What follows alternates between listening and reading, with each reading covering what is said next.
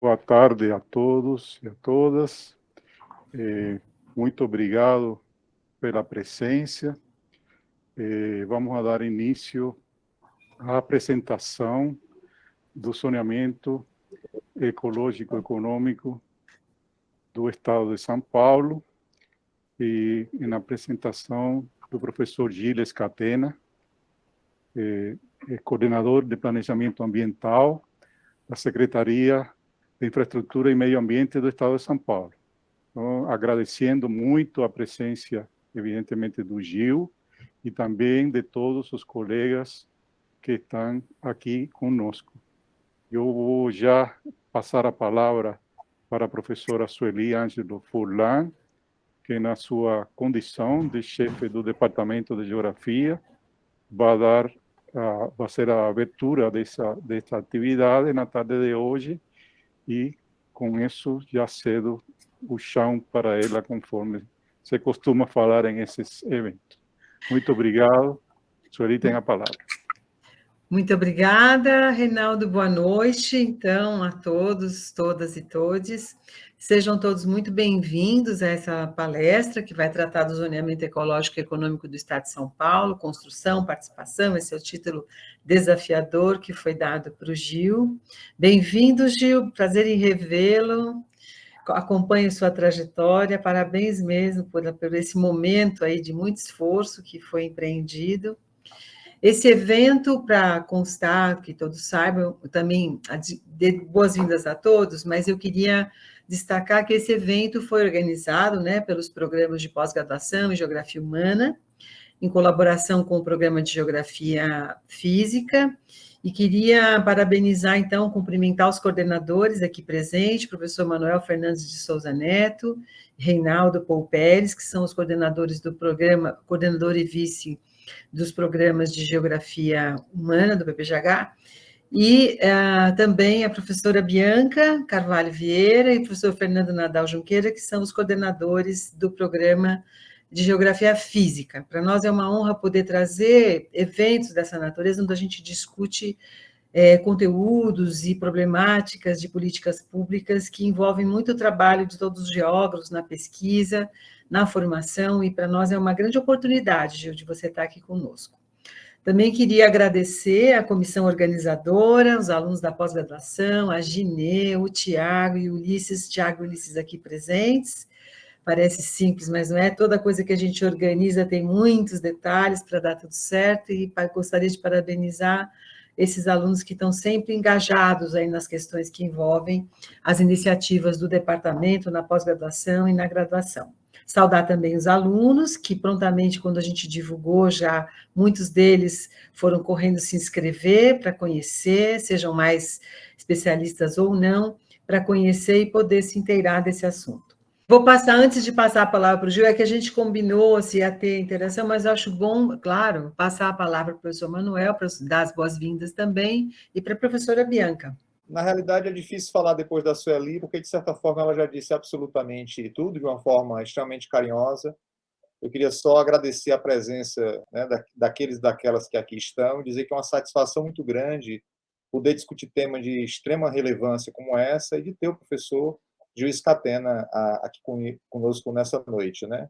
Dizer que há uma certa ansiedade por ouvi-lo falar, né? Já elogiadíssimo o trabalho que ele vem realizando, com uma equipe, digamos assim, que tem dado contribuições muito grandes nesse campo, e agora é esperar, né? Dizer da nossa felicidade de poder fazer essa interlocução.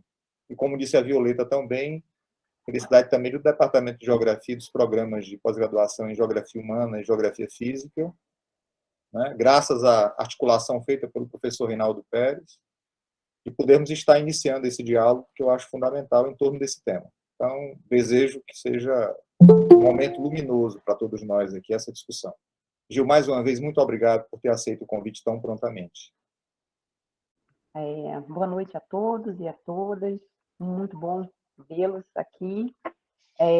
Bom, quero cumprimentar rapidamente a todos que estão presentes, o professor Reinaldo, a professora Sueli, o professor Manuel.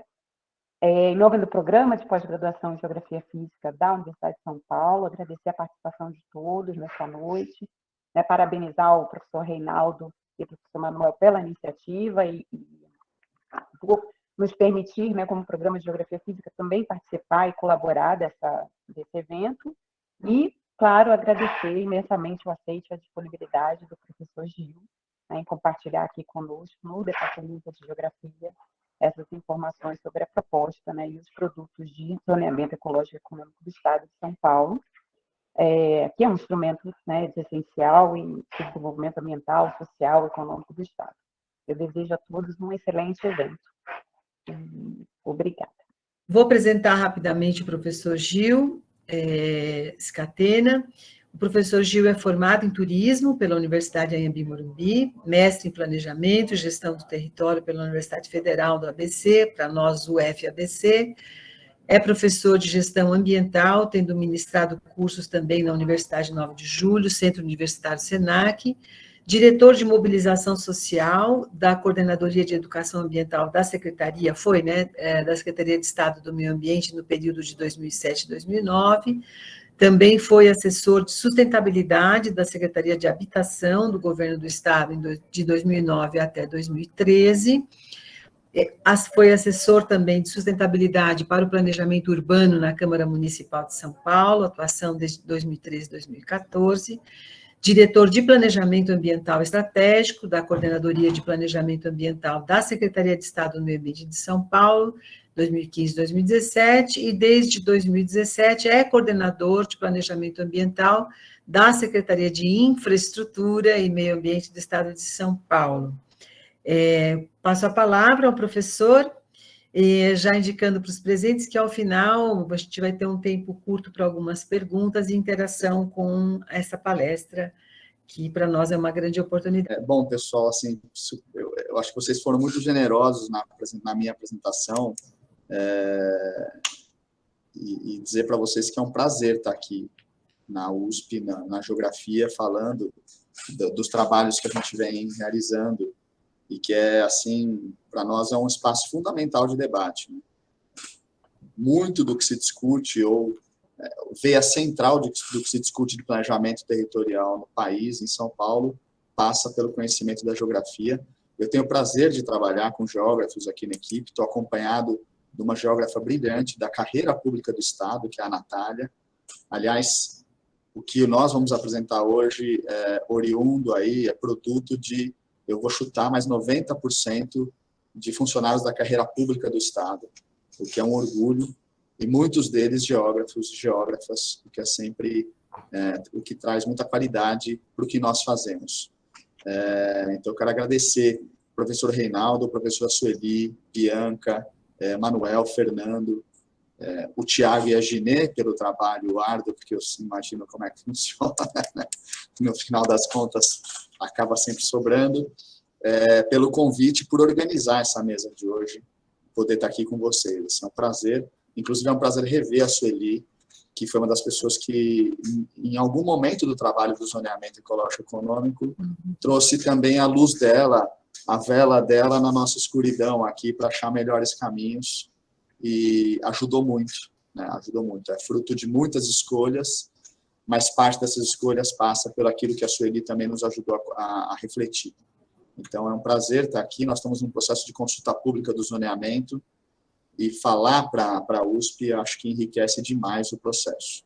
E aí eu vou compartilhar a tela para fazer a apresentação, e quero, em final, dizer o seguinte: eu me lembro uma vez quando eu li uma biografia do Chico Buarque, que falava o seguinte, que o problema dele não era, ele não ficava preocupado de ser aplaudido quando entrava no palco, ele tinha medo de ser aplaudido no final, né? Então, eu espero que a generosidade da apresentação de vocês, a gente consiga alcançar, mostrando o melhor que a gente pode fazer em termos de política pública, que é a proposta do zoneamento. Então, deixa eu compartilhar aqui. Eu estou profundamente sozinho agora, nesse momento, e além de ter medo de escuro, agora eu passo a ter medo da solidão, mas vocês vão me dando toque se eu cair, se algo der problema, tá bom?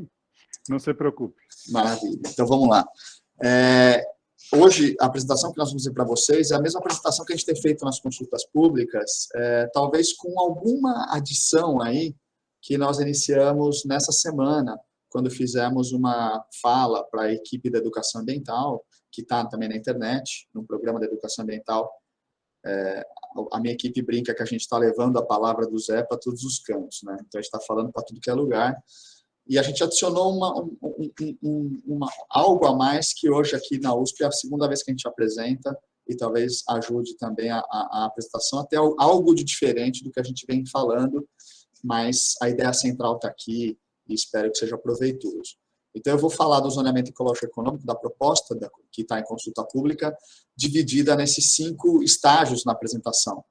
Eu vou rapidamente falar das premissas e o que é o zoneamento ecológico econômico, ou seja, quais são as premissas que nos levaram a fazer o instrumento, a propor essa proposta que está em consulta pública, como nós estamos entendendo o zoneamento ecológico econômico hoje para São Paulo, e aí acho que isso é super importante que fique razoavelmente claro.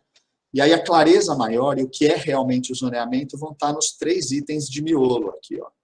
Os produtos que fazem parte da proposta do zoneamento, o zoneamento em si, que é a divisão do Estado em zonas de gestão e suas diretrizes aplicáveis, e a nossa proposta de implementação. Nesses 3 itens, é chave entender que nós estamos propondo um zoneamento, e acho que para vocês é fácil entender o que eu vou falar. Nós estamos propondo um zoneamento onde o ápice não está mais em um mapa. O ápice do zoneamento não é um mapa de zoneamento. Então, se a gente olhar outros planejamentos que nós já fizemos de base territorial, mananciais, planos de manejo, zoneamento da mineração do trecho aqui do Paraíba do Sul, você sempre tem um mapa que explica a situação, um mapa autoexplicável, gerenciamento costeiro, né, zoneamento ecológico econômico costeiro, e a partir desse mapa, então, parte-se para a política de base territorial, aplica-se a política. Inclusive, várias dessas políticas que eu citei, na verdade, todas de comando e controle. Então, as zonas, elas acabam dando aí uma disciplina de uso e ocupação do solo, e o nosso zoneamento não é desse tipo. A gente está propondo um zoneamento orientador, de caráter estratégico, e aonde a razão dele só se faz se a gente entender o conjunto da obra. O zoneamento é um conjunto de produtos. E esse conjunto de produtos deve dar base para a gestão, que é a nossa grande aposta, que seja um zoneamento que facilite a gestão do território paulista, trazendo o território para a centralidade da tomada de decisão pelas secretarias de Estado e pelos municípios, do ponto de vista daquilo que o Estado apresenta num a priori da qualidade que se pretende atingir no território. Então, esses 3 itens, eles são super importantes. Então, não há nessa apresentação aquele momento glorioso e apoteótico de, bom, este é o mapa do zoneamento. E aí depois eu finalizo falando um pouco de como é que está o processo de consulta pública e como é que nós estamos conduzindo. Então, para falar das premissas do zoneamento, acho que a primeira questão para todos vocês, e em especial aqui também para os alunos, né, para ver se a gente também consegue contribuir com o pensamento, com a produção da ciência territorial, que é a tradição, aí, a grande questão da geografia, a gente está fazendo o zoneamento que tem uma base legal. Eu já vou comentar isso, ou seja, o governo do Estado está cumprindo a lei, né? Não é que a gente acordou um dia e resolveu fazer um zoneamento. Nós temos uma legislação federal e também estadual que obriga os estados a fazerem zoneamento ecológico econômico, que coloca essa questão do zoneamento ecológico econômico para os estados, isso já desde de 80, depois 2000 mais fortemente, e São Paulo, nesse sentido, é atrasado nessa tarefa, mas é importante dizer que o nosso desafio, e que acho que a Sueli acompanhou bem e ajudou, conforme eu disse, ajudou a dar nortes ao debate, a grande questão é um zoneamento, a gente precisa de mais um zoneamento para cumprir a norma, ou a gente vai dar um sentido para esse zoneamento, algo contemporâneo, algo odierno, assim, algo que faça sentido ao governo do Estado e ao planejamento público nessa altura do jogo, onde o território, onde se discute tanto para que zoneamentos, qual o sentido do ordenamento territorial, o que fazer. Então, nós estamos propondo aí um planejamento territorial estratégico para o desenvolvimento sustentável. E isso é super importante dizer dessa forma, pelo fato de que nós não estamos falando de um planejamento ambiental. Eu sou da Coordenadoria de Planejamento Ambiental, coordeno a CPLA, mas nós fizemos um planejamento que ele envolve 12 secretarias, E apesar do termo desenvolvimento sustentável ser muito surrado, já bastante desgastado, a gente recupera ele no mínimo, no conceito da ideia de que desenvolvimento não é só crescimento econômico, desenvolvimento é um fenômeno multidimensional e ele não pode ser tratado setorialmente. Então, para dizer assim, um mínimo, para não entrar muito numa discussão acadêmica conceitual da terminologia. Mas é um planejamento territorial estratégico que deve atender essa demanda. E aí, a grande questão para nós é que, a essa altura do jogo, com a gestão compartilhada do território, com as responsabilidades do Pacto Federativo, a gente tem que fazer um zonamento que reconheça o papel dos agentes que estão governando o território. E aí nós estamos falando de um governo estadual com várias secretarias de políticas territoriais e um território dividido em 645 municípios e com vários recortes regionais, recortes metropolitanos, de aglomerações urbanas, de mananciais, de gerenciamento costeiro, de unidades de gerenciamento de recursos hídricos pela política de recursos hídricos. E aí a questão é como é que a gente consegue lidar e reconhecer essa gestão compartilhada, e a gente pode já dizer que esse é o grande foco do zonamento ecológico econômico. E aí, para isso, a gente construiu um instrumento que ele se apresenta como um instrumento multiescalar. E aqui eu queria falar de 3 escalas, e ao falar disso para a geografia, eu corro um alto risco, mas eu vou andar no fio da navalha aqui, vou correr esse risco. A gente está falando de 3 escalas importantes para nós. Uma primeira escala é a escala de apreensão dos fenômenos, das dinâmicas que acontecem no território, que essa, inclusive, vocês conhecem hiper bem, e eu não vou me alongar. Mas a questão de que a gente tem informações sobre o território paulista em variadas escalas, de variadas formas, e que os fenômenos eles têm que ser reconhecidos nas escalas como eles acontecem. Então, por exemplo, um problema habitacional, o problema acontece ali na favela, no aglomerado subnormal, no cortiço, naquele problema onde ele acontece, na escala onde ele acontece. Né? Uma cultura agrícola, o plantio da cana, por exemplo, a grande questão é a área de domínio que ela tem, que é uma outra escala.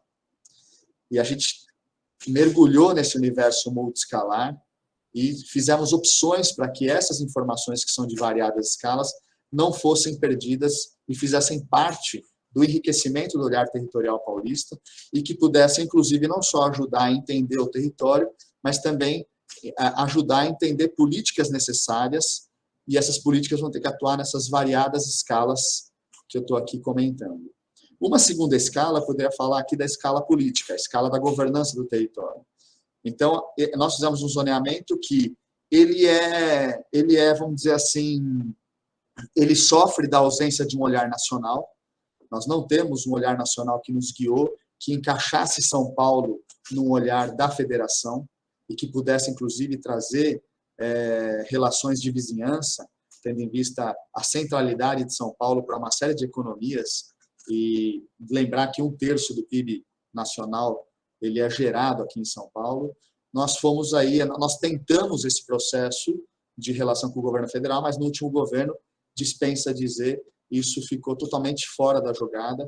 Mas nós fizemos o zonamento ecológico econômico utilizando a base, uma base que eu já vou explicar, né, a grade de informações do IBGE, que é uma grade que a gente utilizou para jogar as informações, a grade de leitura do território, de forma que, quando o governo federal acordar da letargia e recuperar uma política nacional de ordenamento territorial e uma política de zonamento ecológico econômico, nós estamos aptos a conectar a uma rede nacional de informações e as informações de São Paulo poderem alimentar uma visão nacional de desenvolvimento com base no território. Mas nós também temos a escala regional nossa, Estado.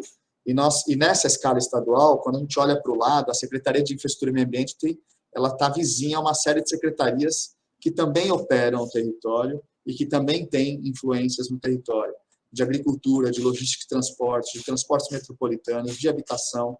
Então, nós fizemos um ZE que respeita essa escala regional e esses múltiplos olhares, esses multitemas que São Paulo opera e tem políticas setoriais. E nós fizemos um zoneamento do ponto de vista da escala política que olha para baixo e reconhece o município. E que, portanto, tenta, a partir dos seus produtos e da sua visão, alimentar os municípios para que eles possam fazer planos diretores e cumprir a sua função exclusiva de titularidade de desocupação do solo, definição do urbano e do rural, de forma mais inteligente, de forma mais rica, e reconhecendo uma inserção regional desse município e as suas agendas, para que eles possam fazer planos diretores mais ricos e reconhecendo as questões variadas que um território tem que reconhecer, que um planejamento tem que reconhecer. E tudo isso, conforme eu fui citando, de uma forma multitemática. Então, nós estamos falando de um GE que respeita-se a realidade de gestão compartilhada nessas várias escalas, e a terceira escala, que faltou comentar, que é a escala de tempo. Nós estamos fazendo um planejamento que olha para o longo prazo, tentando aí, de novo, né, jogar água no moinho da importância do planejamento público, do planejamento territorial e do planejamento regional.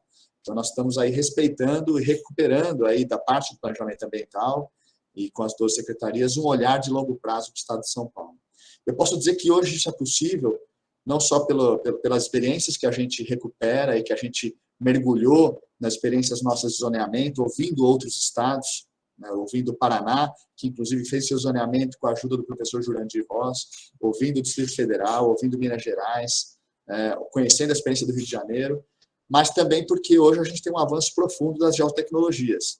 Então, hoje, a capacidade de trabalhar esse mananciais, essa miríade de informações, ela só é possível porque a gente teve um avanço nas geotecnologias importante, que permite que a gente trabalhe essas informações de forma integrada, dando transparência para a sociedade. O ZE é um instrumento que ele se pretende, né, dar transparência ao olhar territorial, dar acesso à informação e, a partir daí, gerar maior segurança jurídica sobre o território, porque a informação, então, na tomada de decisão, ela tem um a priori dado pelo Estado, num compartilhamento de informações com a sociedade, que eu vou mostrar mais à frente, permitindo também o monitoramento, porque a gente elencou uma série de informações que a gente está dizendo, importa olhar isso no tempo, e se outras informações forem adicionadas, a rede ZE, o zoneamento, ele é capaz de recepcionar, e uma rastreabilidade importante. Tudo que nós vamos mostrar aqui hoje para vocês, a gente sabe por que a gente chegou lá. A relação origem-destino da informação, ela é muito bem registrada no processo de elaboração do zoneamento.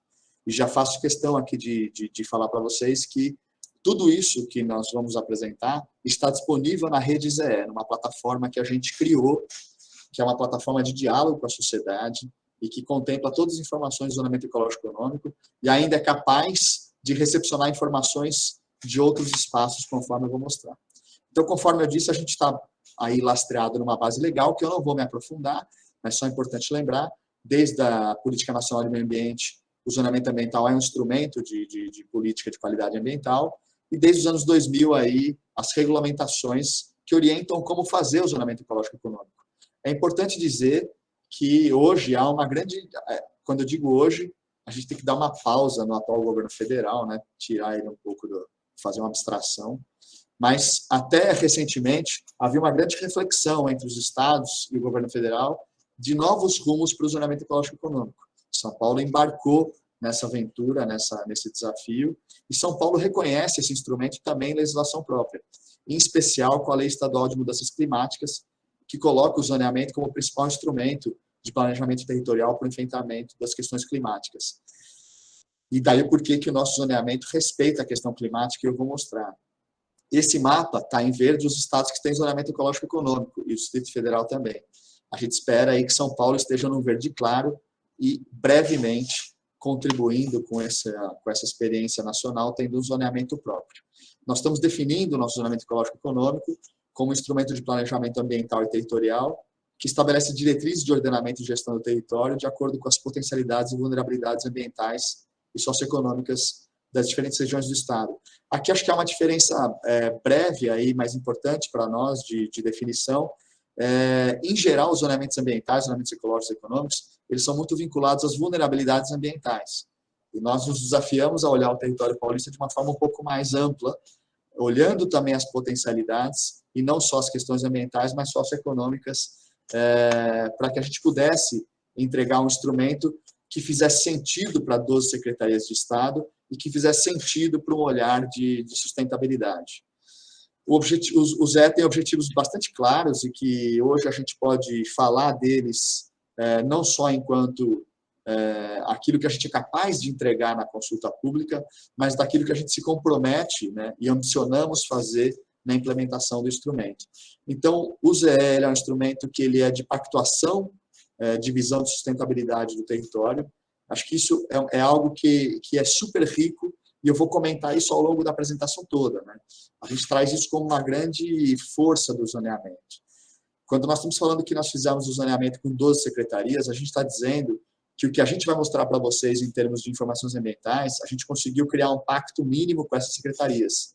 Ou seja, é como se hoje 12 secretarias de Estado pudessem olhar para o território com um olhar minimamente acordado sobre as questões que são mais emergenciais e as questões que estão se apresentando em termos de futuro como preocupantes, ou aquelas, inclusive, que também são potencialidades. Então, como qualquer instrumento de planejamento e zoneamento, o ZE ele é um instrumento de pacto. E esse pacto ele só é possível de ser feito, e a gente está fechando agora esse pacto com a sociedade, na segunda rodada de oitiva da sociedade, porque a gente está propondo olhar as potencialidades e vulnerabilidades em caráter comum. Quando a gente consegue olhar o território e entender as questões potentes e vulneráveis e concordar sobre elas, a gente é capaz, então, de fazer um acordo sobre o que é importante trabalhar, sobre o que é importante priorizar. Na medida que a gente propõe isso, a nossa grande ambição é influenciar o desenvolvimento integrado de políticas públicas. Essa é a nossa grande ambição do ZE. É a gente romper, né, contribuir com o combate a essa cultura institucional que os governos têm, São Paulo não é diferente, de políticas hipersetorializadas.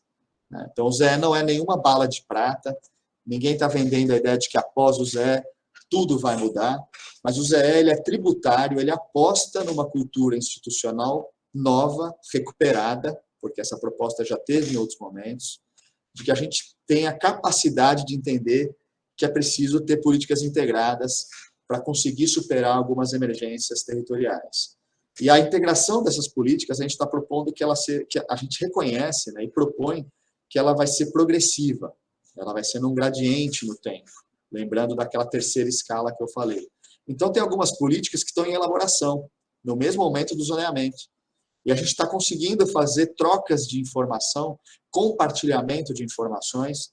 Por exemplo, eu posso falar do PDUI, que eu vou citar mais à frente, que, aliás, não sei se está aqui com a gente hoje, mas a gente tem o prazer de trabalhar lá com uma equipe que conta com a participação da Marta Dora, com a participação da Rovena, com a participação de pessoas que, inclusive, já devem ter tradições aqui, tem tradição aqui no Departamento da Geografia da USP. Então, essas políticas que estão em elaboração, elas, nesse momento, já conseguem beber do ZE e já serem influenciadas a olhar o território em caráter mais multitemático, conforme o ZE recomenda. Mas tem políticas que estão em andamento. Então, a gente está tentando influenciar a implementação da política. Porque várias políticas, por exemplo, eu vou citar o gerenciamento costeiro, que no litoral norte já tem o zoneamento ecológico econômico feito, que é o zoneamento ecológico econômico costeiro, que responde a uma outra legislação, que inclusive produzida com boa parte das cabeças pensantes da geografia da USP, em especial o prezado Tunico, Antônio Carlos Robert de Moraes, né, que já nos deixou, mas que é referência na gestão costeira. O zoneamento ecológico econômico costeiro já está feito, a gestão costeira está em andamento. Mas na definição dos planos de ação e gestão, na definição do que deve ser feito, o zoneamento pode influenciar para que a decisão seja menos setorial e mais multitemática. E aí essas políticas, quando forem atualizadas, o que significa dentro do ciclo uma nova elaboração, que elas possam também ser mais integradas ao zoneamento ecológico econômico e à visão de território que ele propõe. Portanto, a gente está falando desse desenvolvimento integrado de políticas públicas em caráter progressivo. Não tem como parar todas as políticas, esperar sair o zoneamento e, a partir dele, fazer as políticas. Com isso, a gente pretende orientar estrategicamente os investimentos, porque, ao olhar as questões em comum a fazer políticas mais integradas, a ideia, então, é que os investimentos públicos e privados possam ter pontos em comum mais evidentes e que a gente consiga enxergar no território as questões mais emergenciais e estratégicas. E, com isso, a gente pretende, inclusive, revisitar as nossas próprias políticas ambientais. E aí o zoneamento subsidiar ações da política da Secretaria de Infraestrutura e Meio Ambiente, que elas possam ser mais inteligentes e reconhecendo também as demais temáticas. Então, subsidiar o licenciamento em caráter estratégico, compensação, recuperação e restauração florestal e a fiscalização. Se esses 5 pontos que eu falei forem exitosos, se a gente conseguir, então nós estamos alcançando talvez o ápice do ZE, que é propiciar maior eficácia nos processos de tomar decisão e dar maior transparência à administração pública. Eu vou mostrar para vocês que a organização das informações que nós fizemos, eu diria tranquilamente para vocês, porque eu estou há 8 anos na CPLA. Há 4, 5 anos seria uma consultoria poupuda que teria que recepcionar esse recurso para poder trazer as informações que nós estamos trazendo de antemão. E essa consultoria teria que ser muito competente em bater na porta de 12 secretarias. E mesmo assim, nem sei se ela teria êxito em tirar uma visão comum de território como nós conseguimos. Então, já de cara, o ZL já traz uma maior transparência, mas essa transparência, para ficar de pé, ela tem que ser sempre atualizada e cobrada, e ele permite, então, uma maior inteligência na decisão sobre o território. Então, aqui eu coloquei um pouco das premissas e do que nos orientou a fazer o zoneamento ecológico-econômico e o que a gente pretende com o zoneamento. E aí agora é hora de mostrar se a gente é capaz de alcançar isso com os produtos que o zoneamento contempla. E aqui eu peço a atenção de todos e todas que, assim, aqui começa o zoneamento em termos de proposta de consulta pública. Aquilo que eu disse, o zoneamento, ele é um conjunto da obra. Então, se ele vai alcançar tudo aquilo que eu falei, ele não vai alcançar o que eu falei se a gente achar que um mapa é capaz de trazer as respostas a essas ambições que eu apontei anteriormente. Mas o conjunto da obra que nós fizemos, a gente entende que aponta para o norte desses objetivos e premissas que eu apresentei. Então, o zoneamento ele foi estruturado em 5 diretrizes estratégicas, ou seja, nós estamos fazendo uma proposta de planejamento territorial para um território, para um governo de São Paulo, que aponte para um território, para uma sociedade que seja resiliente às mudanças climáticas, ou seja, um instrumento de planejamento territorial que ele possa trazer aí a redução da vulnerabilidade ambiental e social dos territórios, que a gestão pública e a sociedade possa estar mais atenta aos processos perigosos e preparada para atuar na prevenção e resposta à situação de riscos e desastres.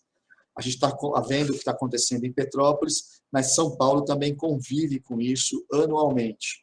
Vocês acompanharam, há 2, 3 dias atrás, a Bertioga ficou inundada, sem encontrar outras áreas da região metropolitana que convivem com inundações, deslizamentos e outros problemas oriundos de mudanças climáticas. Então, nós estamos fazendo um zoneamento muito atento a essa agenda da resiliência à mudança climática.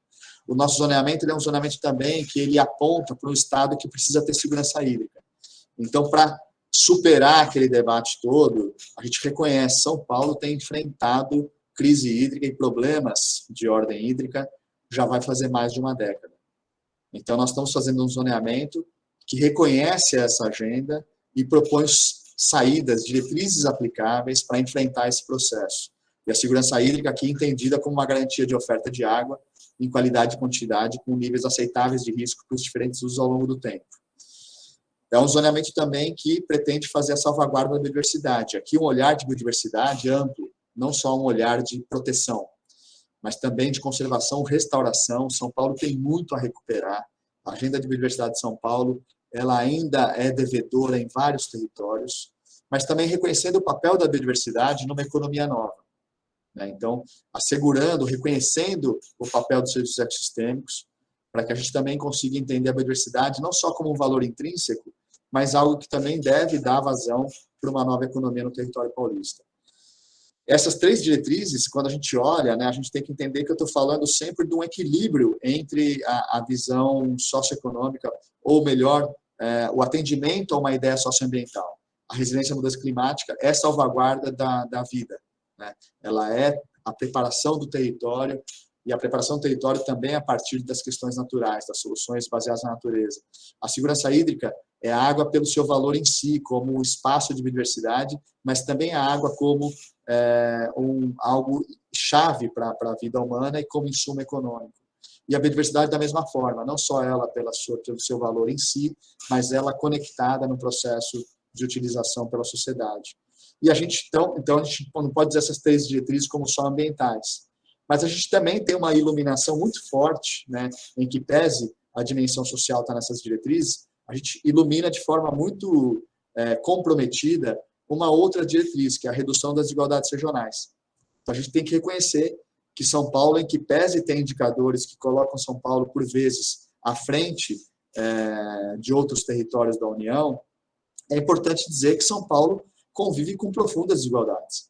E eu não estou falando aqui só especificamente daquela desigualdade que a gente convive infra-urbana, né, dos moradores em situação de rua, né, mas eu estou falando também da desigualdade regional do ponto de vista estadual, né, dessa agenda que a gente ainda tem e grita mais em territórios como o Vale do Paraíba, Vale do Ribeira e Pontal do Paranapanema, mas que também estão espalhados em outros espaços do território paulista pela desigualdade de acesso a bens e serviços que são essenciais para uma vida mais digna. E a gente está dizendo que tudo isso só acontece, né, se tiver equilibrado e alinhado com uma lógica de funcionamento da sociedade numa ideia de economia competitiva e sustentável, ou seja, uma oportunidade que São Paulo tem de tentar superar a crise em que nós estamos mergulhados, tentando sair para uma nova economia. A gente tem que lembrar que a gente tem 45 milhões de habitantes no território paulista que precisam de emprego digno, comida na mesa e uma vida razoável, né, que a gente não conseguiu atingir isso. E parte disso não se dá só pelos serviços públicos, mas também pela capacidade de geração de emprego e renda pelo setor privado, né, que deve ser orientado aí pelo Estado para conseguir tomar as melhores decisões. E aqui 1/3, conforme eu já falei, 1/3 do PIB nacional é produzido no território paulista. Então a gente precisa que a economia continue rodando, mas sob outras bases, para que ela possa ser competitiva e durável no tempo, que é aí a ideia da economia sustentável. É o equilíbrio das 5 diretrizes que o zoneamento pretende. E nós organizamos o trabalho do zoneamento a partir das 5 diretrizes. Essa foi a grande proposta. Nós nos convocamos a olhar São Paulo a partir dessas premissas. Aqui é só para explicar para vocês mais ou menos as etapas do trabalho, porque vai elucidar depois a apresentação dos produtos. Esse é um fluxograma do Ministério do Meio Ambiente, de como elaborar os zoneamentos ecológicos e econômicos, do roteiro metodológico dos anos 2000. E aqui a gente então tem 3 grandes blocos. O bloco de diagnóstico, onde nós nos propusemos a enxergar a realidade do território de São Paulo, a situação presente do território paulista, dentro daquelas diretrizes estratégicas, onde então nós estamos trazendo carta-síntese para 4 das 5 diretrizes, e a economia competitiva e sustentável é um relatório técnico, tendo em vista, eu vou explicar mais à frente, que não há como representar espacialmente o que é uma economia competitiva e sustentável. Ela é, na verdade, a relação, inclusive, dela com o olhar das outras cartas, né? Então, nós temos já aqui, isso já dá para dizer que é um grande produto do zoneamento, por si só. A capacidade de São Paulo apresentar a situação daquelas diretrizes como forma, inclusive, de acompanhamento para saber se lá na frente a situação vai estar melhor ou pior. E lembrando que nós fizemos isso acordado em 12 secretarias. E quando fizemos o diagnóstico, também fizemos ouvindo a sociedade, eu vou lembrar isso mais à frente. Depois, para fins de planejamento, não adianta só saber como é que está o presente. É preciso imaginar, entender como é que vai estar o futuro. Então, nós fizemos a etapa de prognósticos. Então, nós cenarizamos as diretrizes para entender se as coisas continuarem sendo feitas como estão, o tal do business as usual, para onde nós vamos? Onde nós estaremos? E nós adicionamos uma informação, uma camada nova, que são as projeções climáticas. Hoje não adianta só entender para onde as coisas vão. É importante entender que a gente não está mais só num cenário que a gente consegue controlar e é só projetar. É preciso entender que fatores novos entraram na equação. E nós fizemos isso pela primeira vez em São Paulo, projeções climáticas para a escala do território paulista. E aí nós fizemos, então, a junção do presente e do futuro desejado, com análise integrada e a proposta de zoneamento que nós estamos trazendo. Tudo isso com uma inovação que nós entendemos que é preciso inovar na própria gestão, no compartilhamento das informações com quem atua no território. Então, nós lançamos em fevereiro do ano passado a Rede ZE, que é a nossa plataforma, nosso ambiente virtual de diálogo com a sociedade, que disponibiliza tudo que eu vou apresentar para vocês. Tudo que eu vou apresentar para vocês. Hoje ainda não em shapefiles, porque os mapas não estão aprovados em caráter final do ZE. Uma vez aprovados, os formatos dessas informações vão estar em formato aberto e, aliás, feito em software livre, né? E todo mundo que tiver informações abertas, depois eu vou falar isso, é possível de ser aberto na Rede ZE. A estrelinha aqui amarela é o momento que nós estamos do trabalho. Então, nós estamos aqui tentando validar com a sociedade, terminar a proposta de zoneamento do ponto de vista da oitiva da sociedade e partir para a gestão. Então, nós temos aqui o zoneamento proposto, mas ele precisa ser validado para que a gente siga em frente. Então, tudo que eu vou apresentar para vocês está um pouco dividido nesses blocos. É importante dizer que todos esses blocos foram feitos naquilo que eu falei. Eu estou jogando muita tinta nessa história das 12 secretarias, porque nós não fizemos dessa vez uma proposta de planejamento ambiental que saísse da Secretaria de Infraestrutura e Meio Ambiente e depois com algum grau de validação com outras secretarias. Não. Nós instituímos a Comissão Estadual de Zoneamento Ecológico e Econômico por um decreto do governador do estado, que reúne 12 secretarias, que indicaram técnicos vinculados ao gabinete e áreas de planejamento e informação. Então, a gente conseguiu ter um bom equilíbrio entre pessoas que são da carreira pública e pessoas que são de governo, ou seja, governo e estado, onde nós fizemos os processos de diagnóstico, prognóstico e a proposta de zoneamento, validando entre essas 12 secretarias.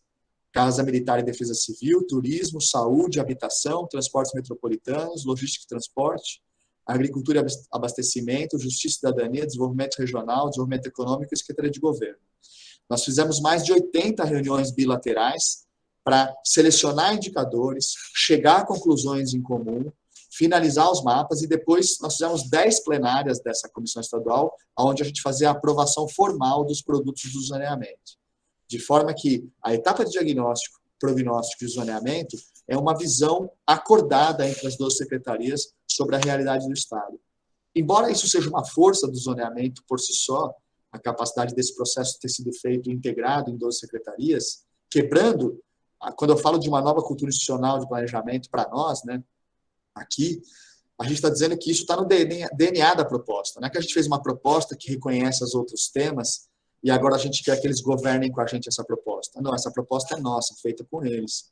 Mas, obviamente, não poderia ser feito só ouvindo a burocracia do Estado, por melhor que ela possa ser e ter grandes quadros. Nós fizemos rodadas públicas. Então, no ano de 2018, nós fizemos 12 oficinas regionais. Então, nós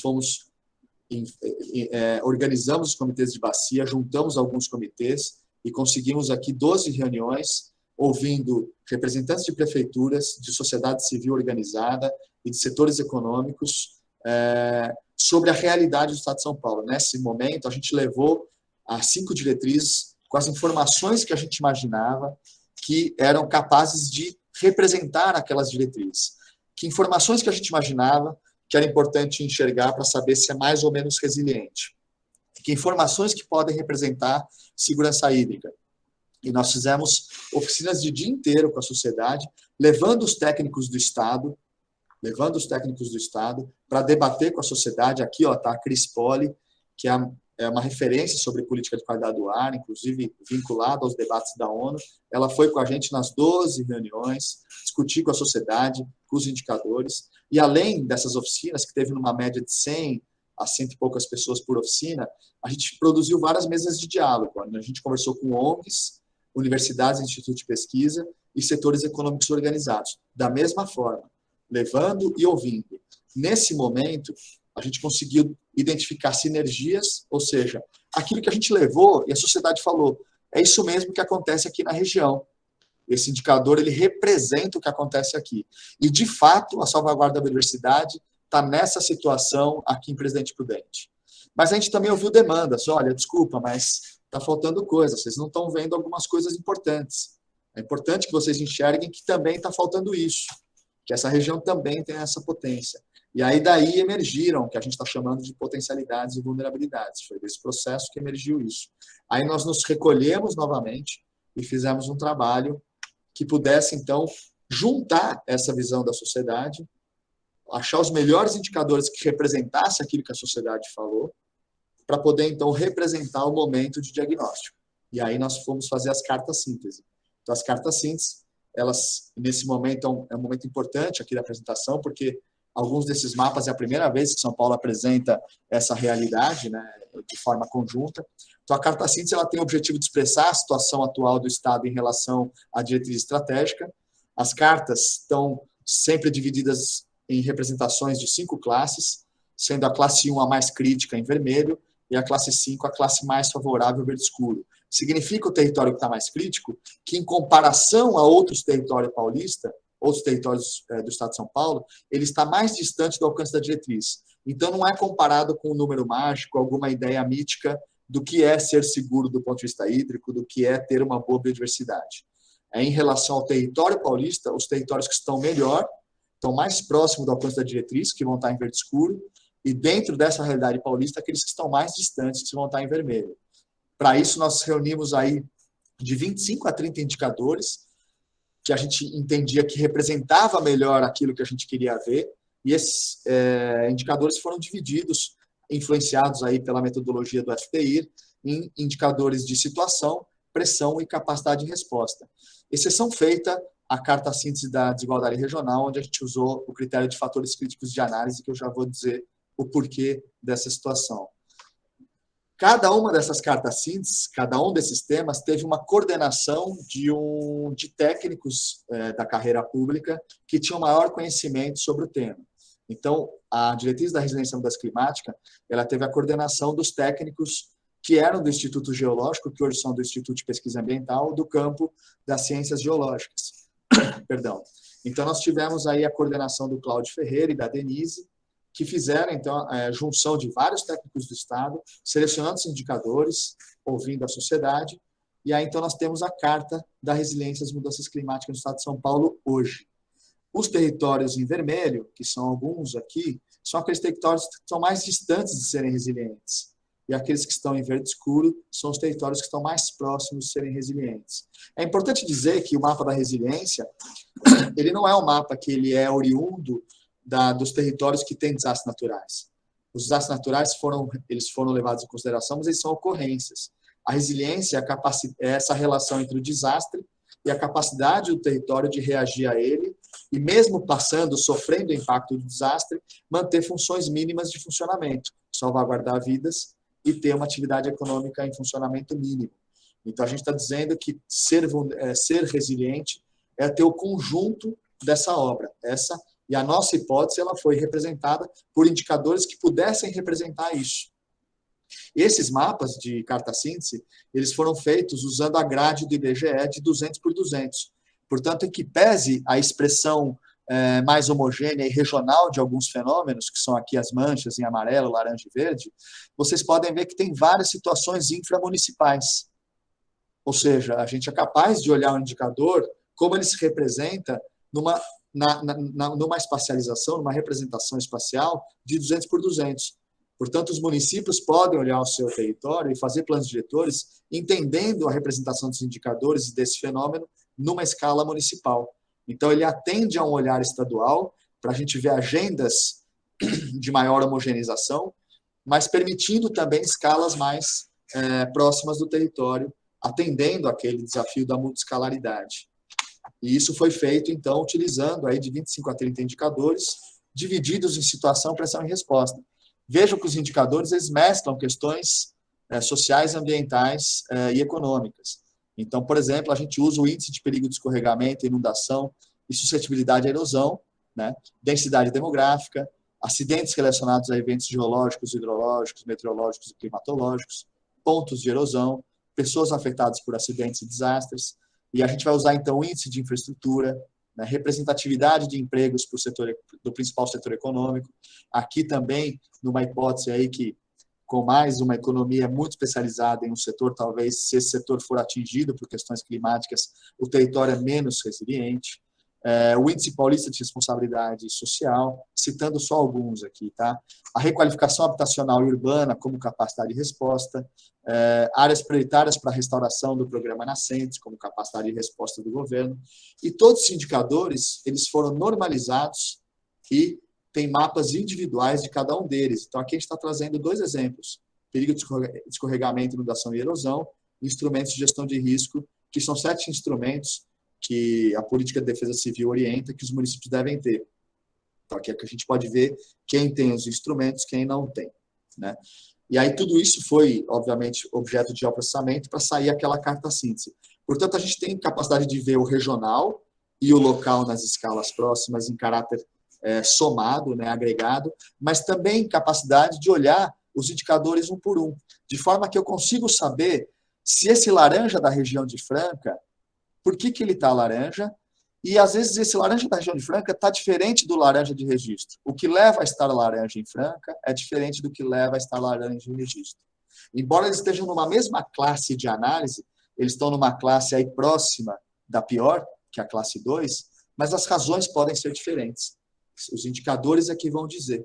Então, a gente tem essa rastreabilidade da capacidade de identificar, apesar da gente ser capaz de generalizar, porque é importante para uma política estadual, a gente é capaz ainda de atender a lanterna aqui, o farol, de por que aquele lugar está daquele jeito, e aquele jeito é diferente de um outro território que ainda que esteja na mesma situação de legenda, mas não de problema.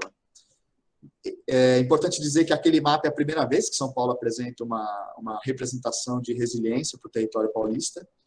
Segurança hídrica, aí essa a gente pode dizer que ela é mais próxima, o dia a dia, o know-how de gestão do território já aponta para nós, não há surpresa que o eixo macrometropolitano esteja na pior situação, então a RA de Santos, São Paulo, Sorocaba e Campinas, mas pela primeira vez também a gente olha em caráter geral, e a gente consegue ver outros territórios que também não estão com folga do ponto de vista hídrico, e outros territórios que estão em situação um pouco mais favorável, né?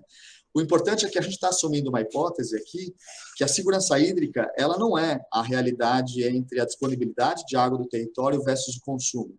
A gente está dizendo que, para fins do zoneamento e planejamento territorial, segurança hídrica ela é garantida, ela é alcançada num equilíbrio de visão de território e de qualidade ambiental do território. Então, a gente fez aqui da mesma forma situação, pressão e resposta, de novo, 200 por 200, todos os indicadores mapeados. Então, aqui a gente está falando que sim, é importante olhar a disponibilidade hídrica, mas a gente também está falando da qualidade dessa água. Bom, então vamos lá, tá? Eu vou tentar não perder o ritmo aqui. Então, aqui a segurança hídrica, eu estava vindo da resiliência, a segurança hídrica da mesma forma. Nós fizemos aí a carta síntese nos 200 por 200, e acho que é importante dizer, não sei se eu já tinha falado, eu vou recuperar rapidamente, que a gente não partiu da hipótese de que a segurança hídrica é apenas a relação entre a disponibilidade de água do território e a pressão que é o consumo. A gente está dizendo que segurança hídrica para fins de planejamento territorial e para o zoneamento ecológico econômico é um conjunto de situações que faz com que o território seja mais ou menos amigável para a presença de água em quantidade e qualidade para os diferentes usos ao longo do tempo. É óbvio que esse mapa ele traz coisas que são óbvias, né? Ninguém duvida que esse eixo aqui é o eixo da insegurança hídrica, né? A RA de Santos, São Paulo, Sorocaba e Campinas. Mas nós estamos olhando também, dessa vez, São Paulo como um todo. E a gente consegue reconhecer, inclusive, outros territórios que estão com desafios hídricos.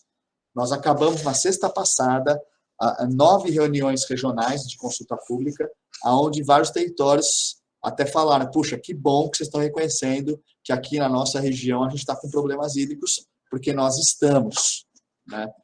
E aí, esse pressuposto de que a segurança hídrica ele é a soma de várias realidades, ele está representado na Carta da Segurança Hídrica. Essa carta coordenada pela área de qualidade ambiental da CETESB, de qualidade de água, que é a Lilian, com a participação do Liase, que é do DAE, e da Mara, que é a pesquisadora do Instituto de Pesquisas Ambientais, que é especialista em águas subterrâneas.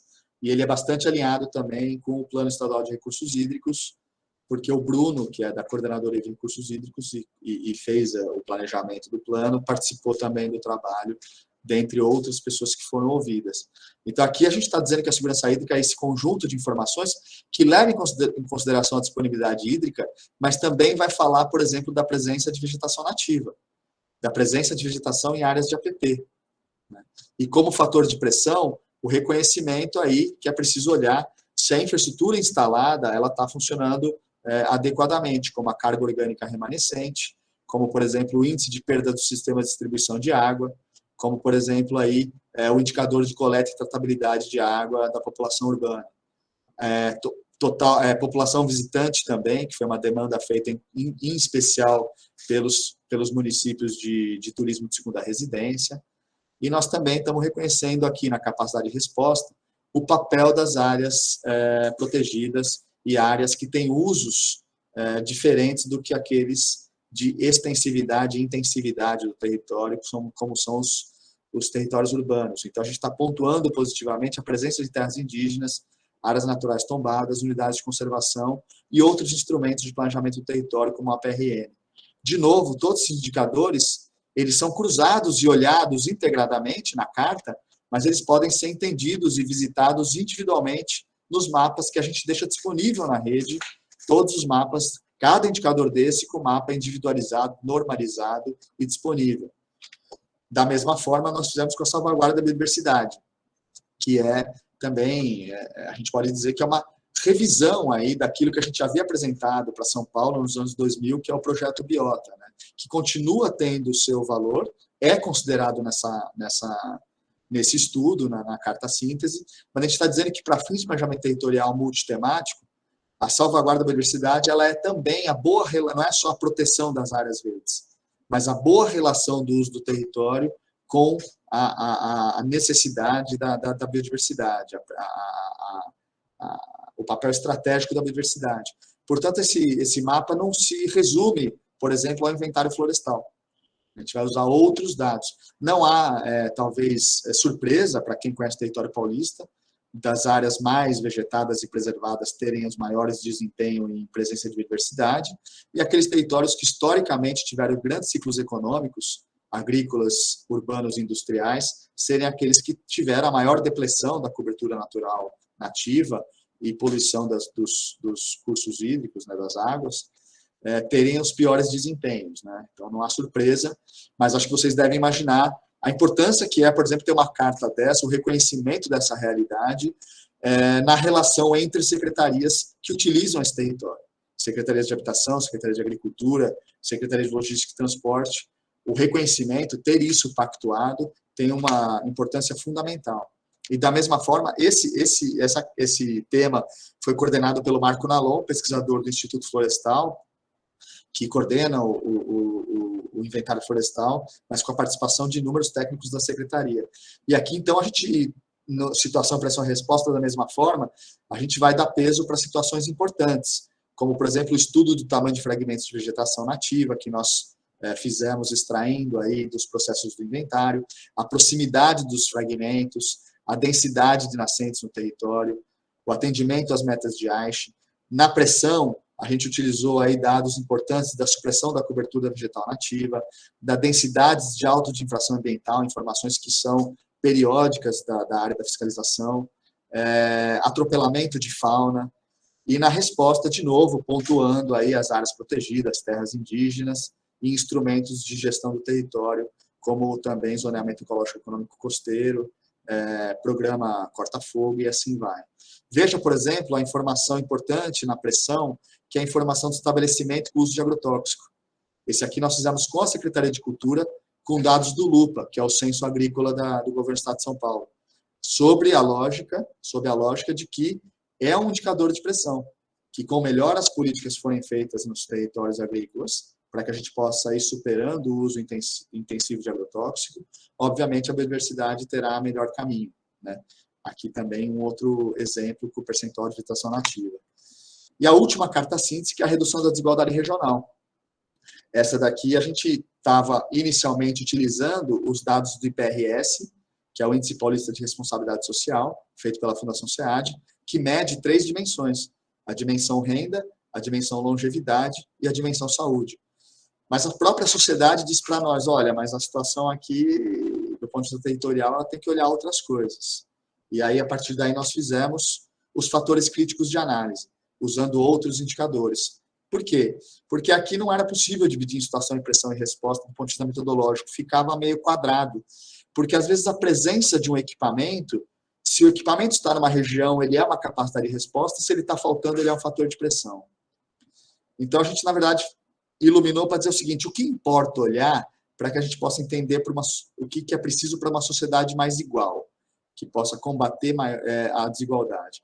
Então, nós utilizamos as 3 dimensões do IPRS, nos 3 primeiros blocos, dimensão riqueza, saúde e educação, mas adicionamos outras informações, como, por exemplo, na riqueza, a variação da massa salarial, como na saúde, por exemplo, dados que a Secretaria de Saúde indicou que era importante usar, como, por exemplo, a presença de leitos de internação hospitalar, taxa de médicos por habitante, equipamentos de programa de estratégia de saúde da família, e aí aqui reconhecendo o papel do SUS para uma política de saúde importante, e aí não só o indicador de longevidade do IPRS, né, que está aqui. Na educação também, então nós utilizamos dados, por exemplo, do IDEB, quinto e nono ano, que é o desempenho, E aí aqui a gente dividiu por indicadores que são de infraestrutura, que é a presença no território, e indicadores de resultado, que ajudam a medir se aquela questão está melhor ou pior.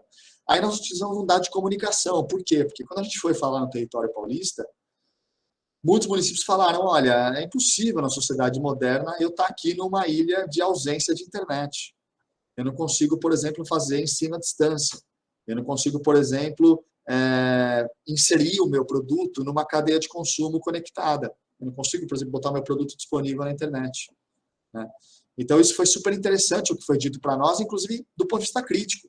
Vocês estão trazendo um zoneamento que vocês estão prometendo que vai ter a rede ZE, que vai permitir que a gente enxergue as informações na internet, mas a internet aqui está ruim.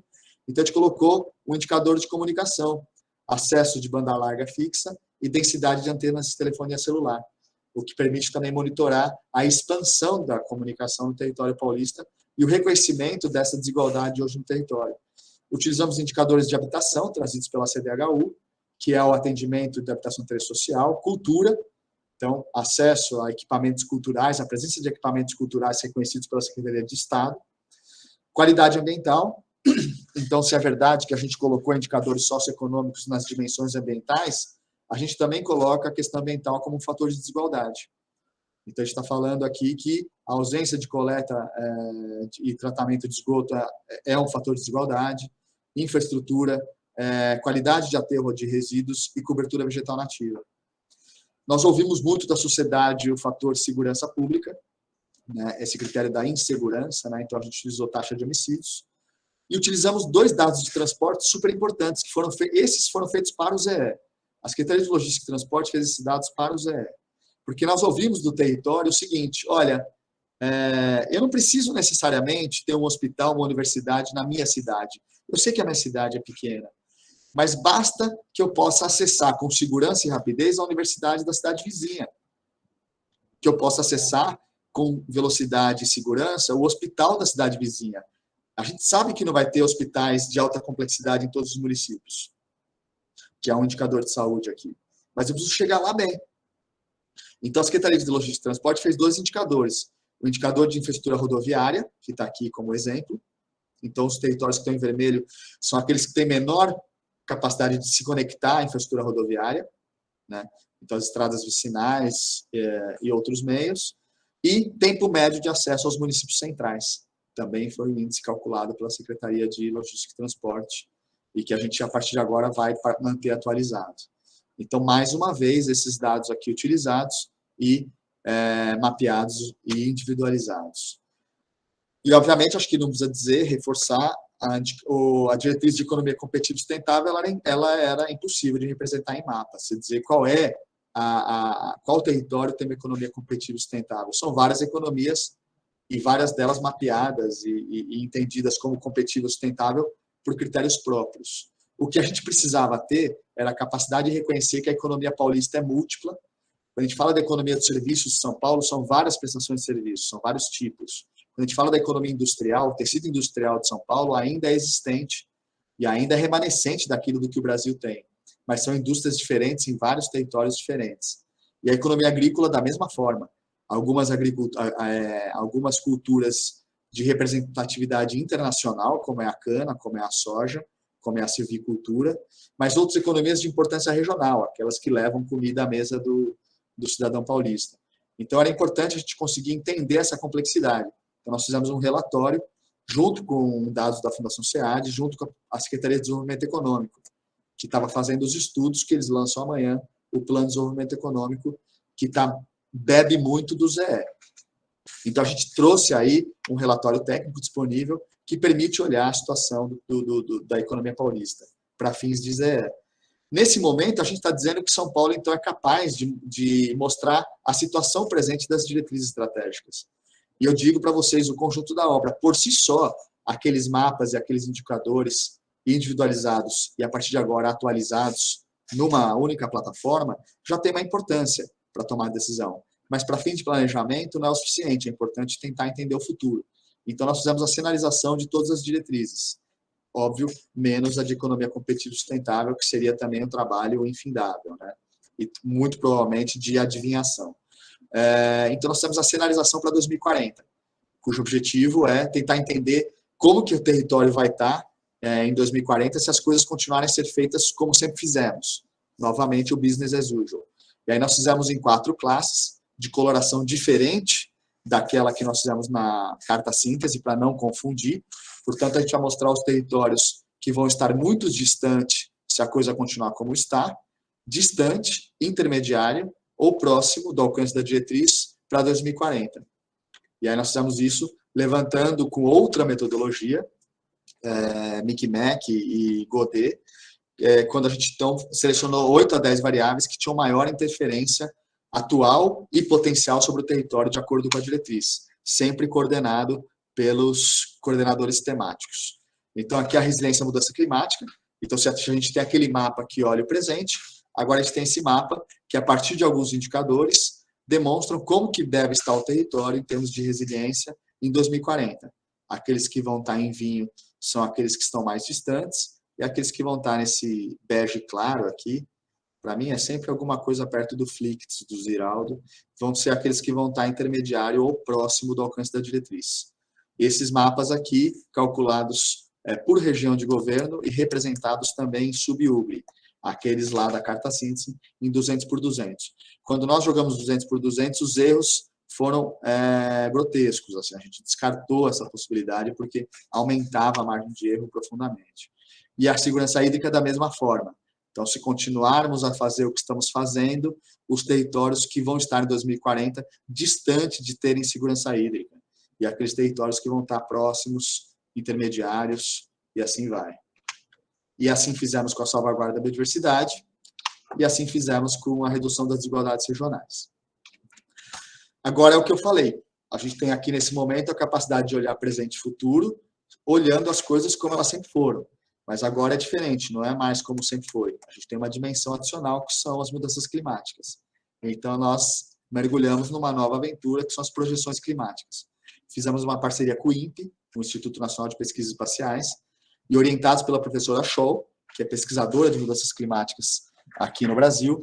Então, nós fizemos aí um trabalho coordenado pelos pesquisadores do Estado de São Paulo, pelo Instituto de Pesquisas Ambientais, Gustavo Armani, a Nádia. Aliás, o Armani é um pesquisador que pesquisa clima há muitos anos aqui em São Paulo, e a área da CETESB de mudanças climáticas, a Jussara, a Fernanda, e esse trabalho foi coordenado em parceria com o INPE, onde a professora Scholl indicou para a gente quais seriam os modelos climáticos que a gente deveria utilizar, que tem maior aderência à realidade de países tropicais, à realidade do Brasil, e que seria mais seguro modelar os dados climáticos. Nós pegamos a normal climatológica de São Paulo, que consolida as informações climáticas de precipitação e temperatura de 61 a 90. A nova normal climatológica acabou de sair, que pega 90 a 2020, 2021. Nós vamos rodar a partir do final do ZE, como processo de manutenção das informações.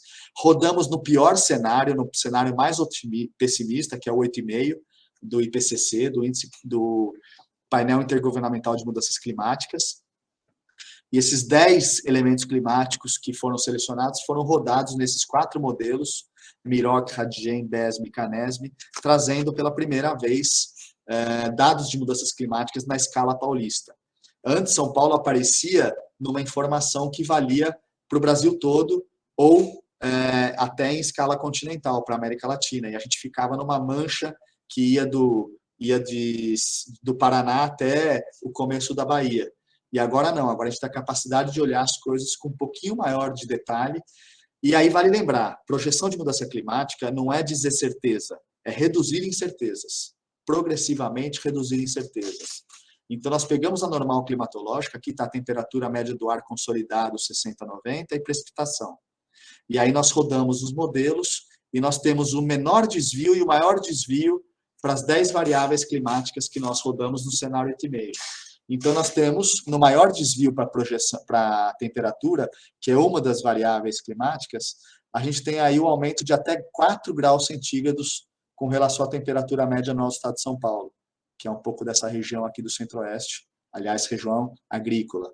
E naquele de menor desvio, o aumento de até 1 grau centígrado, ou seja, para projeções climáticas de São Paulo, cenário 8,5, tudo indica que São Paulo terá o aumento médio da sua temperatura anual, né? E para precipitação, os dados são menos homogêneos, os desvios são maiores. Mas quando a gente olha região por região, é possível fazer análise da onde vai ter a indicação do aumento de chuva, de milímetros por ano, e aquelas que vão ter a projeção de redução, no maior e no menor desvio também. E dentro daquelas variáveis, a gente rodou também, por exemplo, dias consecutivos de chuva, né?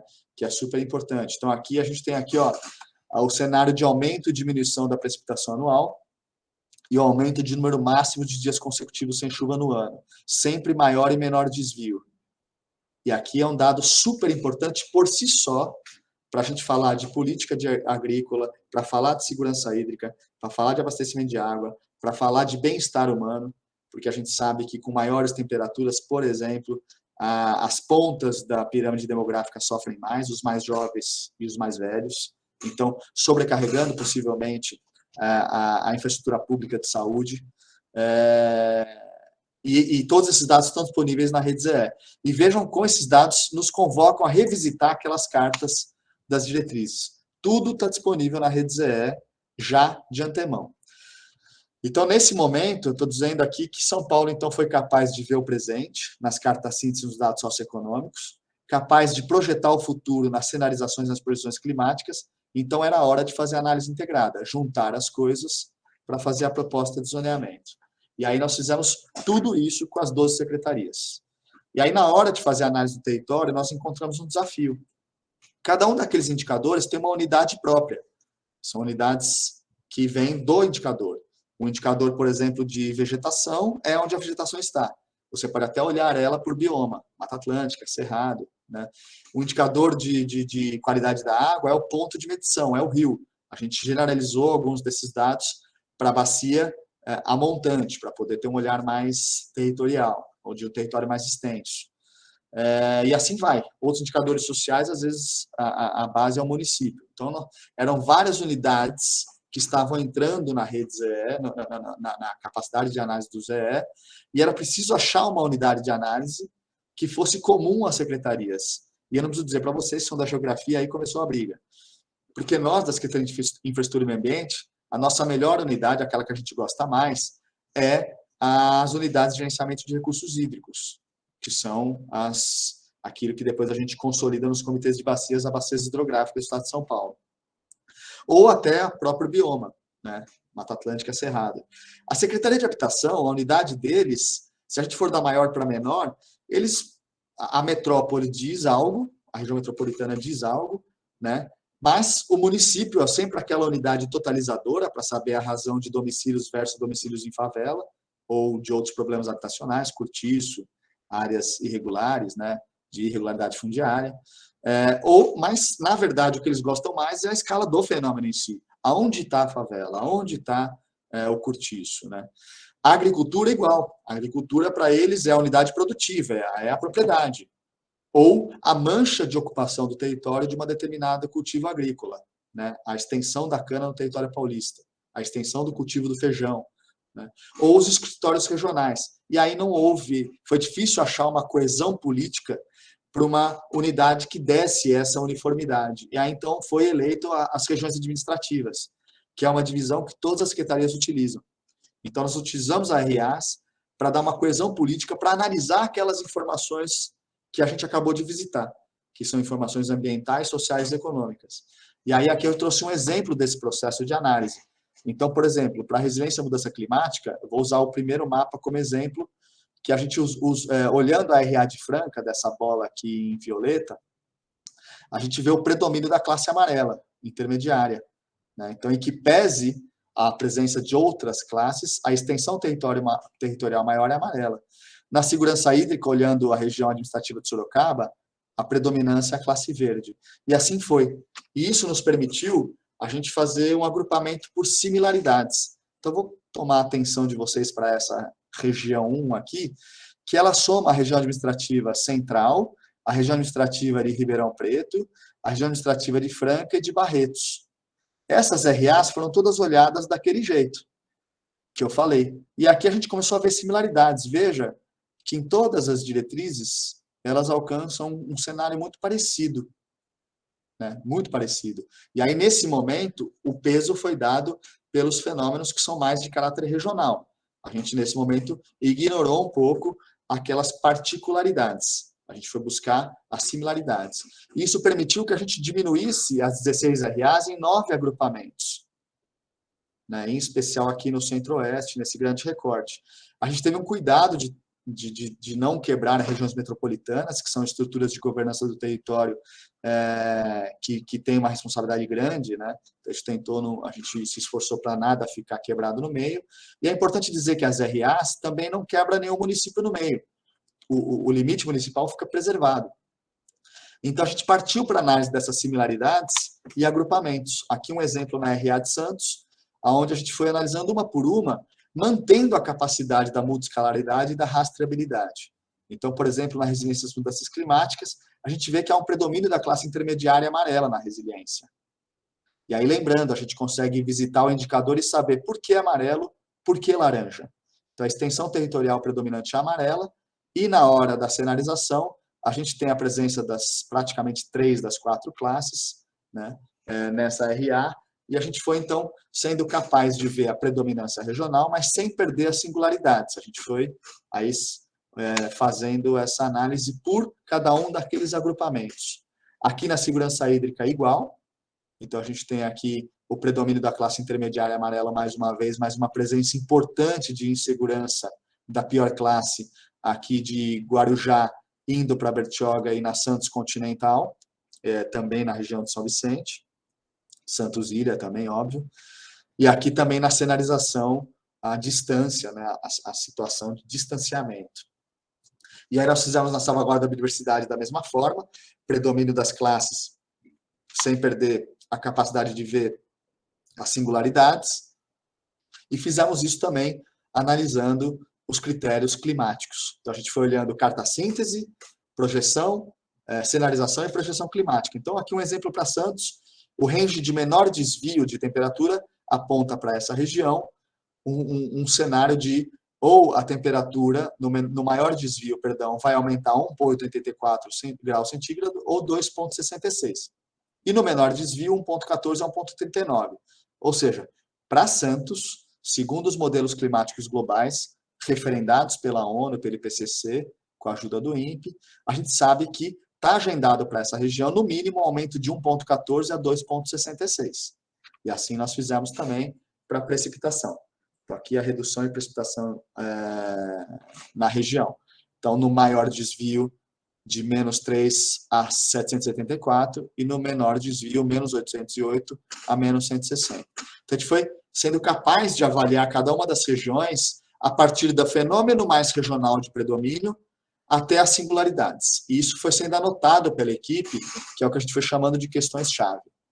Então, tudo foi anotado como relevância regional ou particularidades. E o que está em azul é o que a gente foi revisitar das reuniões públicas, daquela rodada de diagnóstico que a gente foi ouvir a sociedade. O que eles foram apontando para cada uma das regiões? A gente foi trazendo, de forma que a gente foi consolidando o que os indicadores dizem, o que a cenarização diz, o carta-síntese indicadores, cenarização indicadores, projeções climáticas e o que a sociedade trouxe. E aí, com isso, nós trouxemos a proposta de zoneamento, mas por isso que eu digo, o zoneamento é o conjunto da obra. Eu não posso dizer que a partir de agora eu não preciso mais olhar para trás. Eu sempre vou ser tributário disso tudo que eu estou trazendo, né? Mas o que nós fizemos, então? Nós consolidamos aquela divisão de análise em zonas de gestão, ou seja, são agrupamentos do território, são zonas que têm fenômenos regionais similares, onde as agendas regionais podem ser feitas pelo governo do estado e o ataque regional a essas similaridades faz sentido. Porém, quando eu entro dentro dessa zona de gestão, eu consigo olhar as singularidades que às vezes acontecem em um município ou em 2 ou 3 municípios, porque nós temos a multiscalaridade da rede. Então, para essas zonas, nós elencamos 11 temas prioritários que, se forem objeto de política pública, eles ajudam aquelas situações críticas a serem melhoradas no tempo. Então, são temas de flora e fauna, unidade de conservação e área protegida, fiscalização e gestão da biodiversidade, qualidade e quantidade de água, gestão e infraestrutura de saneamento, gestão de riscos e desastres, dinâmica socioeconômica, atividade agropecuária, infraestrutura de comunicação e transporte, habitação e cobertura da terra. E aí, então, o que nós fizemos para cada uma dessas zonas? Nós elencamos aquelas questões chaves que se apresentavam como questões problemas, críticas, e desenhamos diretrizes aplicáveis, que é a recomendação de políticas públicas que devem ocorrer para que aquelas questões sejam atacadas. E aí, essas questões chaves, algumas delas vão ter caráter regional, e se elas forem feitas, a zona toda ganha, e algumas delas vão ter caráter mais local, né? Então, aí nós fizemos... Tudo isso está no site, na consulta pública, tá? Então, isso tudo está no site. E aqui é onde a sociedade está ajudando a gente melhor. Porque é claro que as diretrizes aplicáveis, elas estão, em algumas delas, elas têm um caráter, elas são muito gerais. Por quê? Porque agora é hora das secretarias e da própria sociedade ajudar a gente a refinar algumas das questões. Porque seria óbvio, hiper complexo, da gente sair com políticas já montadas para esses 11 temas.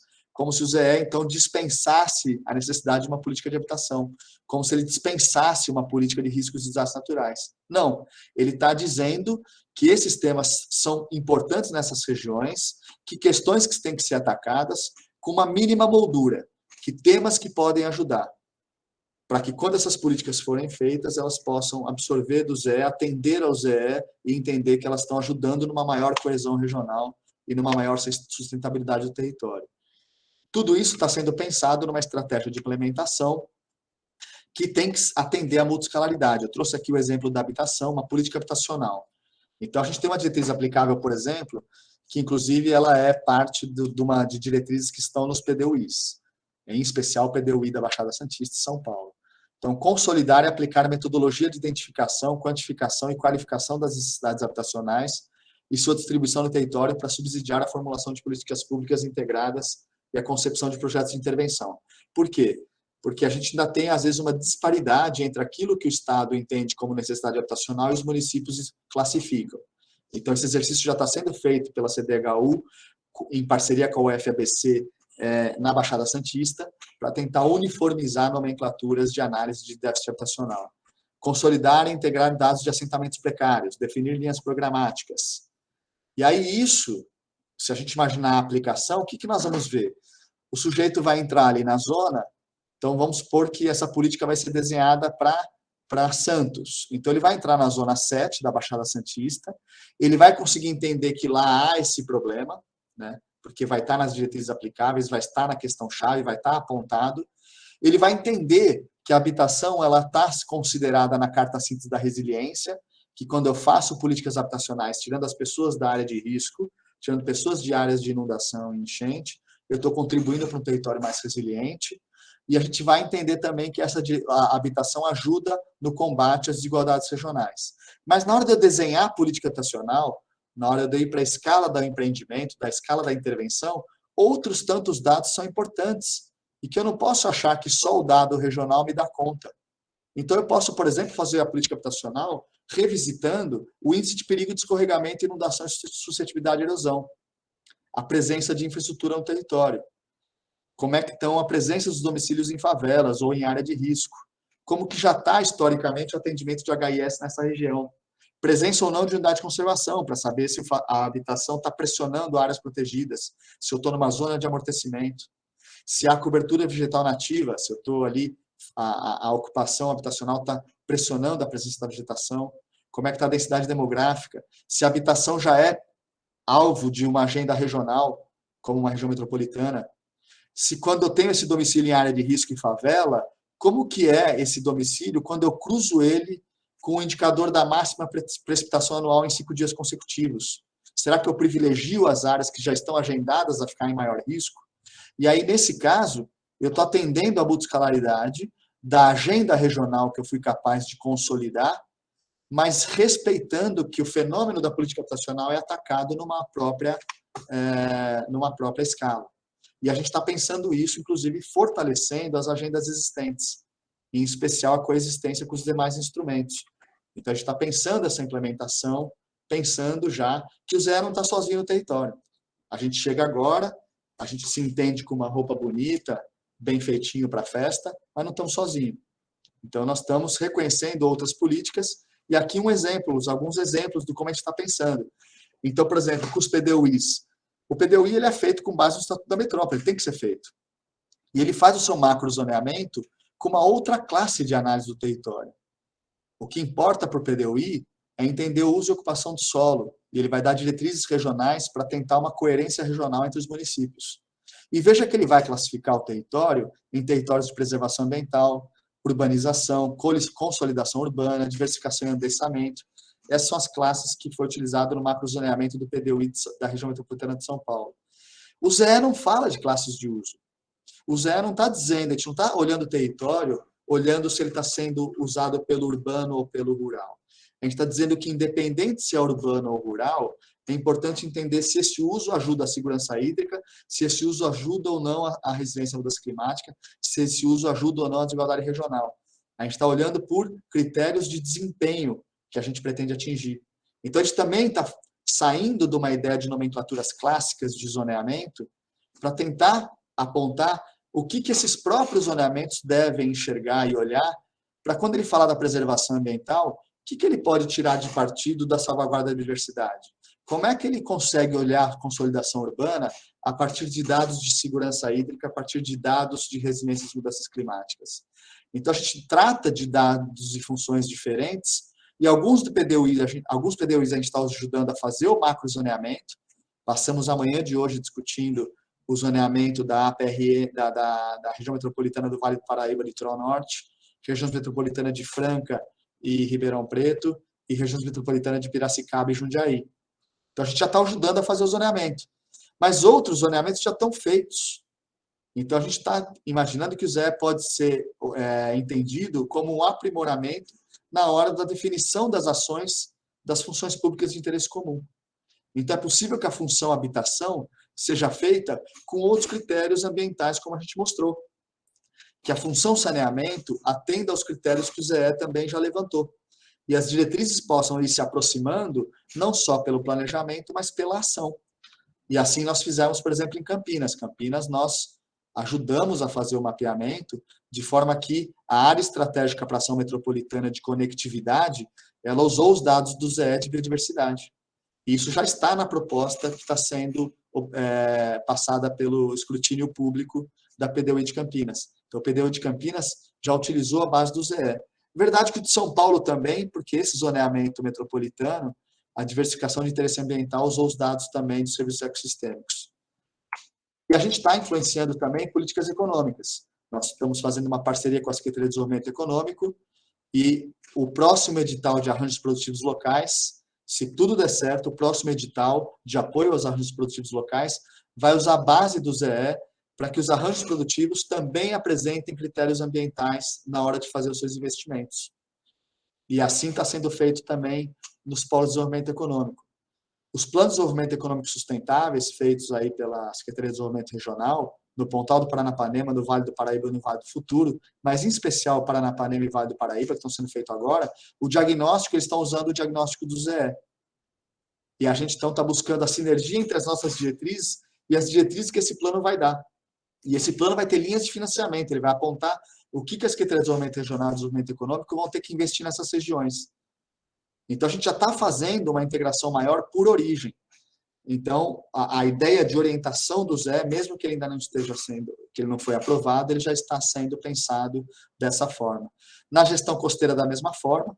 Então, o GERCO ele é muito parecido com um plano metropolitano, eu diria que ele é até mais forte, ele é parecido com a PRMs, né? Porque ele é um ordenamento de uso do solo que disciplina atividades, ele dá comando direto para o licenciamento. Então, ele continua valendo. A gente não está assumindo ele. Agora, o ZE pode ser utilizado para os planos de ação e gestão, porque a gente está trazendo informações novas que o ZE não tinha.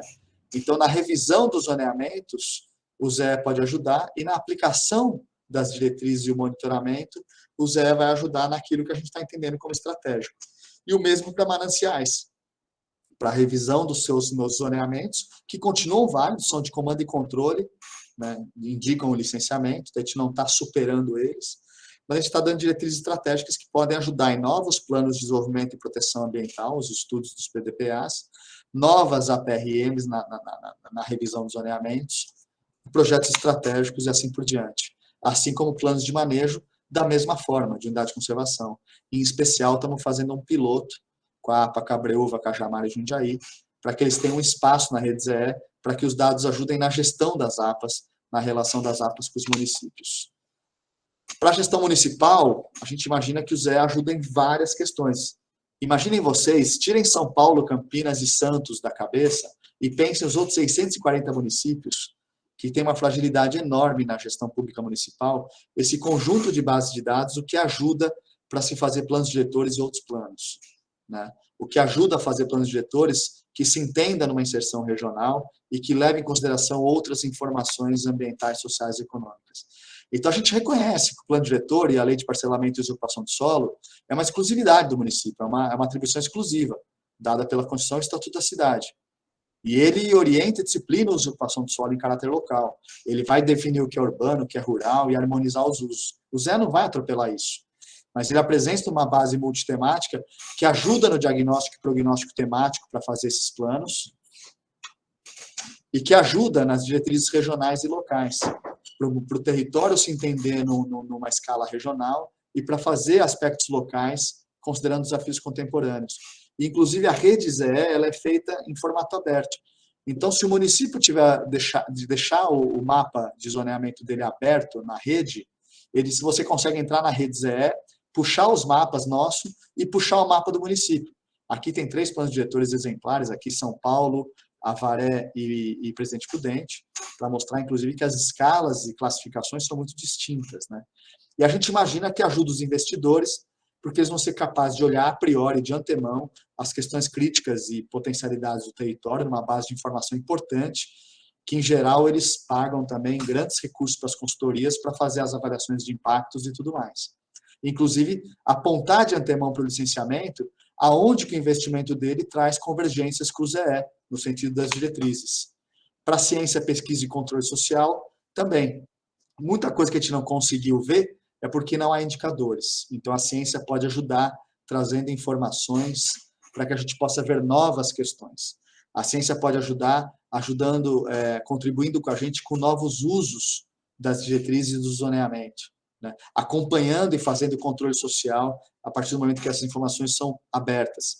E as ONGs, que inclusive não só fazem o controle social do Estado, mas agem no território com projetos, também podem fazer esses projetos utilizando os dados do ZE e fazendo agendas de convergência. De forma que é importante entender, de novo, que o zoneamento não está se circunscrevendo a um mapa. O zoneamento é o conjunto da obra, que é a capacidade de olhar o território em situação e projeção futura, e as diretrizes aplicáveis, e a capacidade da gente deixar isso aberto numa rede de consulta da sociedade.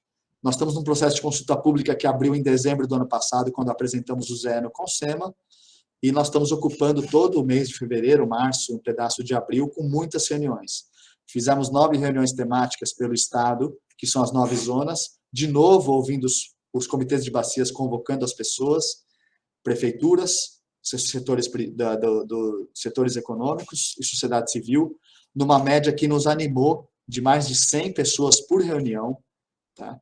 Com várias outras reuniões que a gente está fazendo, e agora as reuniões bilaterais, essa é uma delas, eu considero que aqui eu estou falando com a academia, mas nós vamos fazer uma reunião com as universidades ainda, depois a Nath me ajuda a dar a data, e tudo que eu falei está disponível para consulta na Rede ZE, no nosso portal do Zoneamento Ecológico Econômico. Tudo.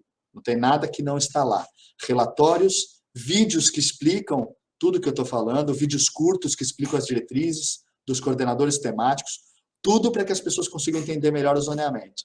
Lá tem um formulário onde você pode fazer as suas contribuições. Nós vamos sistematizar e avaliar as contribuições, avaliar na comissão estadual com as 12 secretarias e, sempre que pertinente, ajustando o produto para que a gente possa levar para as audiências públicas em abril e finalizar o ZE no primeiro semestre.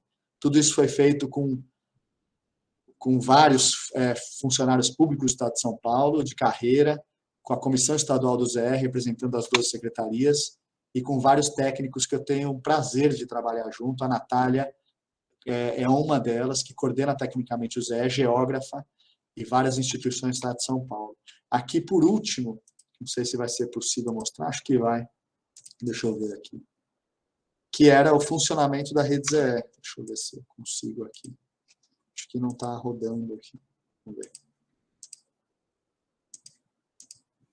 Aqui.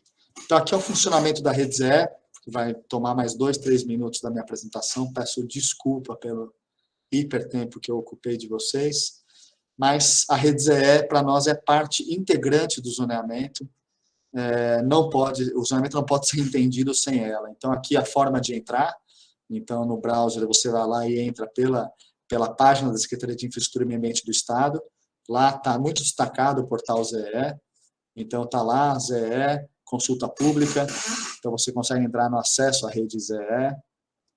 E ali você consegue navegar e olhar o mapa, seja por tema. Então, a gente está selecionando aqui o mapa, o tema política pública, onde a gente vai usar, a gente vai ver as informações aí de eficácia nos investimentos dos recursos do FEHIDRO. Ou seja, aquelas bacias onde o investimento do FEHIDRO conseguiu ter finalização de projeto. É o melhor indicador que a gente conseguiu alcançar em termos de FEHIDRO hoje. Então, aqui esse dado foi utilizado na segurança hídrica. Você pode entrar na parte de consulta do zoneamento ecológico econômico por si só, estrito senso. Aqui estamos entrando na diretriz da segurança hídrica, onde você consegue ali colocar, por exemplo, os limites municipais e depois puxar as informações que a gente utilizou para a diretriz da segurança hídrica. Todos aqueles indicadores. Então, aqui nós estamos fazendo uma divisão do território e vai ser utilizado aqui, se eu não me engano, o dado da TGCA, o dado da taxa geométrica de crescimento anual, que foi utilizado como indicador de pressão, que é a população. Então, a gente vai utilizar lá a TGCA, aí ele vai selecionar todos esses dados normalizados, aí a gente vê os mais vermelhos são aquelas regiões com maior crescimento, e aí depois ele vai selecionar. Ele não quer só olhar o dado em caráter regional, ele quer olhar o caráter, interessa para ele município. Eu estou fazendo o plano diretor de Piracicaba, então ele está dando lá e quer procurar Piracicaba. Como é que Piracicaba está? Então ela vai checar, vai fazer o foco em Piracicaba, e depois ele vai selecionar que ele quer saber aí os municípios que estão com uma taxa de crescimento acima de 2, para saber quem são aqueles que estão com maior pressão, saber se Piracicaba está nessa situação.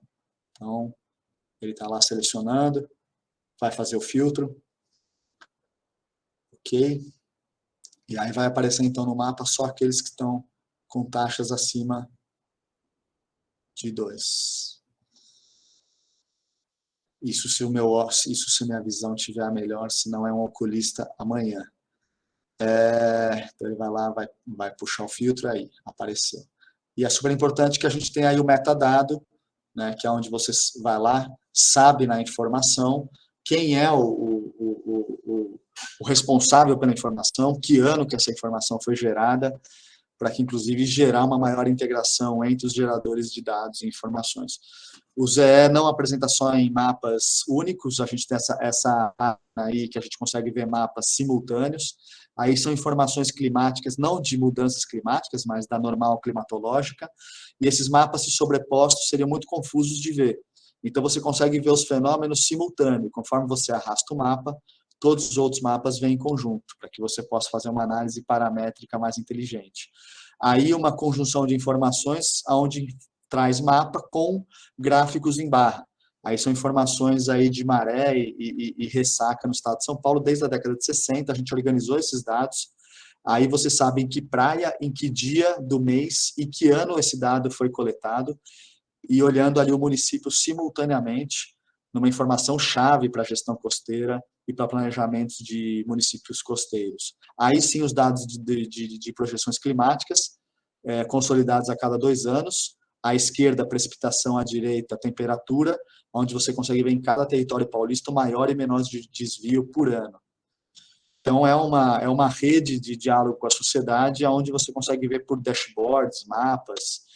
Aí são os mapas do IPRS, para mostrar também um pouco de mapas de informação social, só com a dimensão, se eu não me engano, riqueza, se eu não me engano. Onde você pode olhar o seu município, como ele foi, qual o desempenho dele nos indicadores do IPRS. A rede ZE tem 2 interfaces, uma interface pública, onde só tem senha quem são os representantes da Secretaria do ZE, onde ali a gente faz os debates e compartilha informações. que ainda, porventura, não estão públicas, mapas não finalizados, estudos não finalizados, e uma interface pública, onde a sociedade tem acesso aberto. Tudo que a gente mostrou aí é da interface pública, os mapas que as secretarias já liberaram para que estejam disponíveis na rede ZE. E ali há a possibilidade de a gente, inclusive, fazer reuniões, desenhar mapas e acessar a esse mapa as anotações, como se fosse uma ata, para dar maior segurança a alguns debates e acordos que a sociedade precisa fazer, de forma que acho que o ZE ele se apresenta como esse instrumento também de influência na gestão territorial pela capacidade dele de compartilhar informações. Por último, digo o seguinte, a gente poderia entrar na rede ZE, entrar nos mapas do Estado, e se você tem os mapas municipais abertos, por exemplo, o GeoSampa, da Prefeitura de São Paulo, você consegue entrar na rede ZE, pegar os mapas do ZE e puxar o mapa do município de São Paulo e abrir na rede. De forma que a rede não é um repositório de informações onde as pessoas vão jogar as informações nela. Se os mapas de pesquisas da USP estiverem em formato aberto, você entra na rede, puxa o mapa de onde ele estiver e visualiza ele na rede ZE. De forma que você pode também planejar o território com informações adicionais do que aquelas que o ZE apresenta. Eu queria fazer só rapidamente, professor, e inserir um breve comentário, que eu tenho acompanhado, eu sou conselheira do CONSEMA, representando o nosso conselho profissional, junto com a querida Mirtz Luciani. E, então, na verdade, eu queria dar um testemunho da excelência de todo esse material que a gente vem discutindo, inclusive na Comissão Temática de Políticas Públicas, que é coordenada pelo nosso querido Gil Scatena, e, na verdade, as contribuições elas têm sido todas muito dirigidas diante da vanguarda e complexidade desse instrumental, que ele não está, de forma nenhuma, numa cópia ou numa antecedência do que se conhece. A gente está num caminho novo, num caminho de utilizar esses instrumentos de planejamento e toda essa coleção de indicadores de forma absolutamente apropriada no local, numa perspectiva de planejamento socioambiental para a melhoria dos territórios, né, dos lugares. Então, eu queria dar esse testemunho, porque esse aprimoramento vem acontecendo, é um trabalho na verdade, a gente tem uma linha temporal para 2050, mas o que é importante a gente prestar atenção em todo esse arcabouço teórico e, na verdade, de aplicação praticamente imediata, é que você vai ter um instrumental de possibilidades para ajustes no território no nível local, levando ao conjunto da escala regional, e depois até a gente pode, quando houver tempos melhores, né, a gente poder ser exemplo para a escala nacional. Então, eu acho que a gente está diante de um produto que é de muita importância, dado o seu aprimoramento, que foi exponencial. Ele tem aqui adições teóricas e também de possibilidades na prática de gestão do território, que são, assim, uma oportunidade para que nós, na universidade, na academia, a gente possa também capacitar a utilização desse instrumental diante de um acompanhamento que ele não fique só na peça, porque a leitura, como vocês viram aqui, o Gil falei demais, mas ele ainda poderia falar muito mais tempo, porque cada detalhe desse poderia gerar um projeto temático sobre indicadores, os metadados e os dados. Tem muita coisa para se trabalhar, e é com muito orgulho de paulistana e paulista que a gente tem acompanhado essa discussão. Então, muito obrigada, Gil, obrigada, Eduardo Trani, obrigada a todos os colegas que estão participando, Natália aqui, e realmente é um trabalho de muita importância que a gente deve acompanhar, assim, com muito de perto, com muitas contribuições. Muito obrigada. Obrigado, Violeta. Obrigado a todos os presentes. Então, a gente vai partir para o encerramento desse evento. Eu vou dar a palavra à professora Sueli para que ela faça essas últimas palavras e agradeço muito a presença de todos e esperamos que esta, Gil, não seja a última vez que você nos visita aqui na Casa da Geografia da Universidade de São Paulo. Muito obrigado.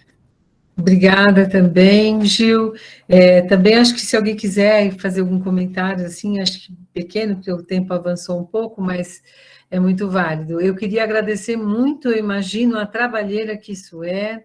Eu acredito que deve ser o primeiro ZE aberto, né, do Brasil, com informação aberta.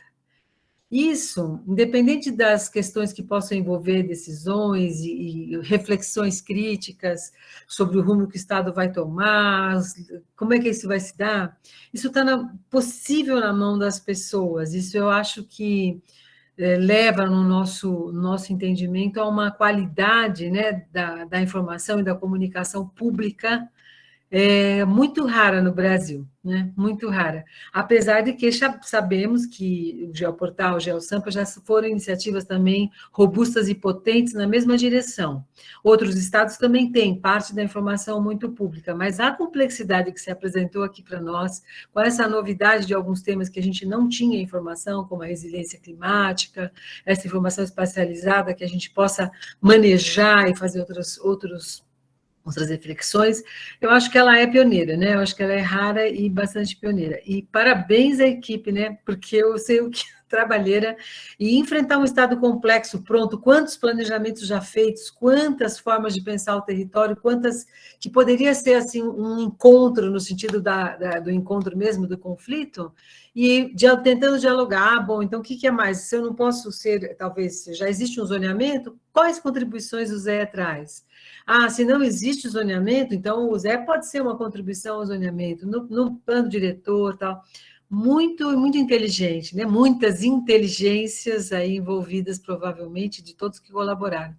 E acho que ainda vai ter uma passagem ainda demais, e essa questão tem que fechar, claro, num tempo, mas ela é praticamente vista como muito aberta, né? Apesar das audiências serem abertas, mas eu digo, o produto final, ele será apropriado por vários setores, isso é a tônica do mundo, isso é muito, muito contemporâneo. Obrigada, viu? Acho que eu adorei assistir tudo isso. Agora eu vou estudar, né? Vou estudar para entender mais as coisas que me interessam.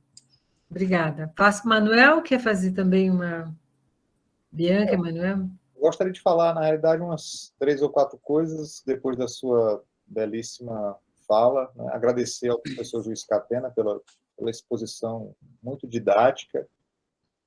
Eu acho que a Violeta foi muito feliz em falar que, na realidade, há adições teóricas importantes e há uma discussão de método que atravessou toda a exposição e que demonstra muito explicitamente uma coisa que eu considero fundamental, que é fazer dialogar diversas áreas do conhecimento no processo de construção desse zoneamento ecológico-econômico. Eu acho isso fundamental. Além, na realidade, de também fazer dialogar diversas instituições e saberes, né, na medida em que agrega também, eu diria, não apenas os saberes das universidades ou dos institutos, né.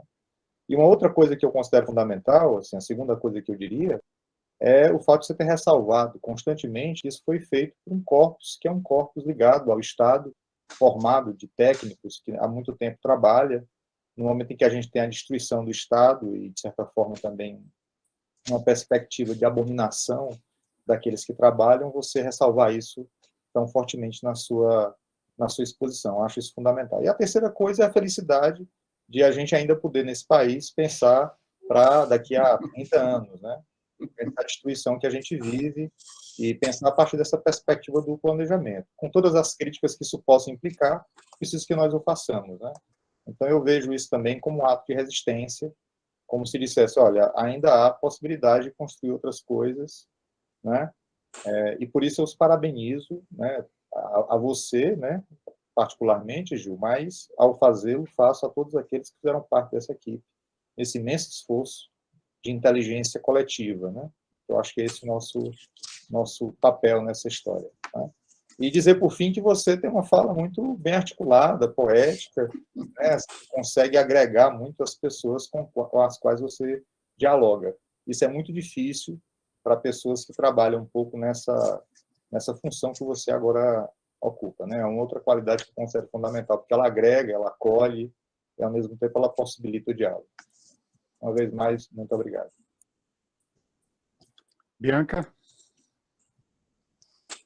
Opa, eu também quero agradecer muitíssimo pela excelente palestra, explicações, enfim, um tema, né, que a gente poderia ficar aqui, né, mas ao fazer alguns eventos, né, agradecer muito, Gil, aqui, parabenizar você e sua equipe pelo trabalho. Eu brinquei aqui no chat, não sei se você viu, então, aplausos pós-palestra, né, como o Chico Buarque né, pedia. Então, da minha parte, eu acho que de 100% aqui, estamos aplaudindo a sua fala. Muito obrigada.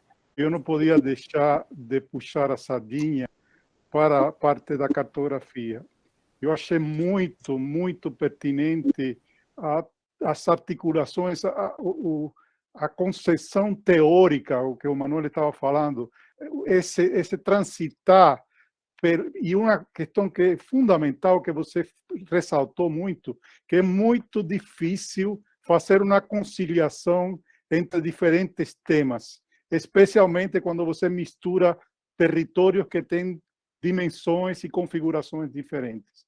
Então, realmente, isso é um dos grandes méritos, não é evidentemente o único, mas é um dos grandes méritos que tem esse programa, essa pretensão e essa tendência a aproximar diferentes escalas e diferentes tipos de análises para poder chegar a uma permeabilidade que permita tanto a visão holística, geral, no nível estadual, como chegar ao detalhe até o território municipal. Então, isso também é uma das coisas que me encantou de sua apresentação.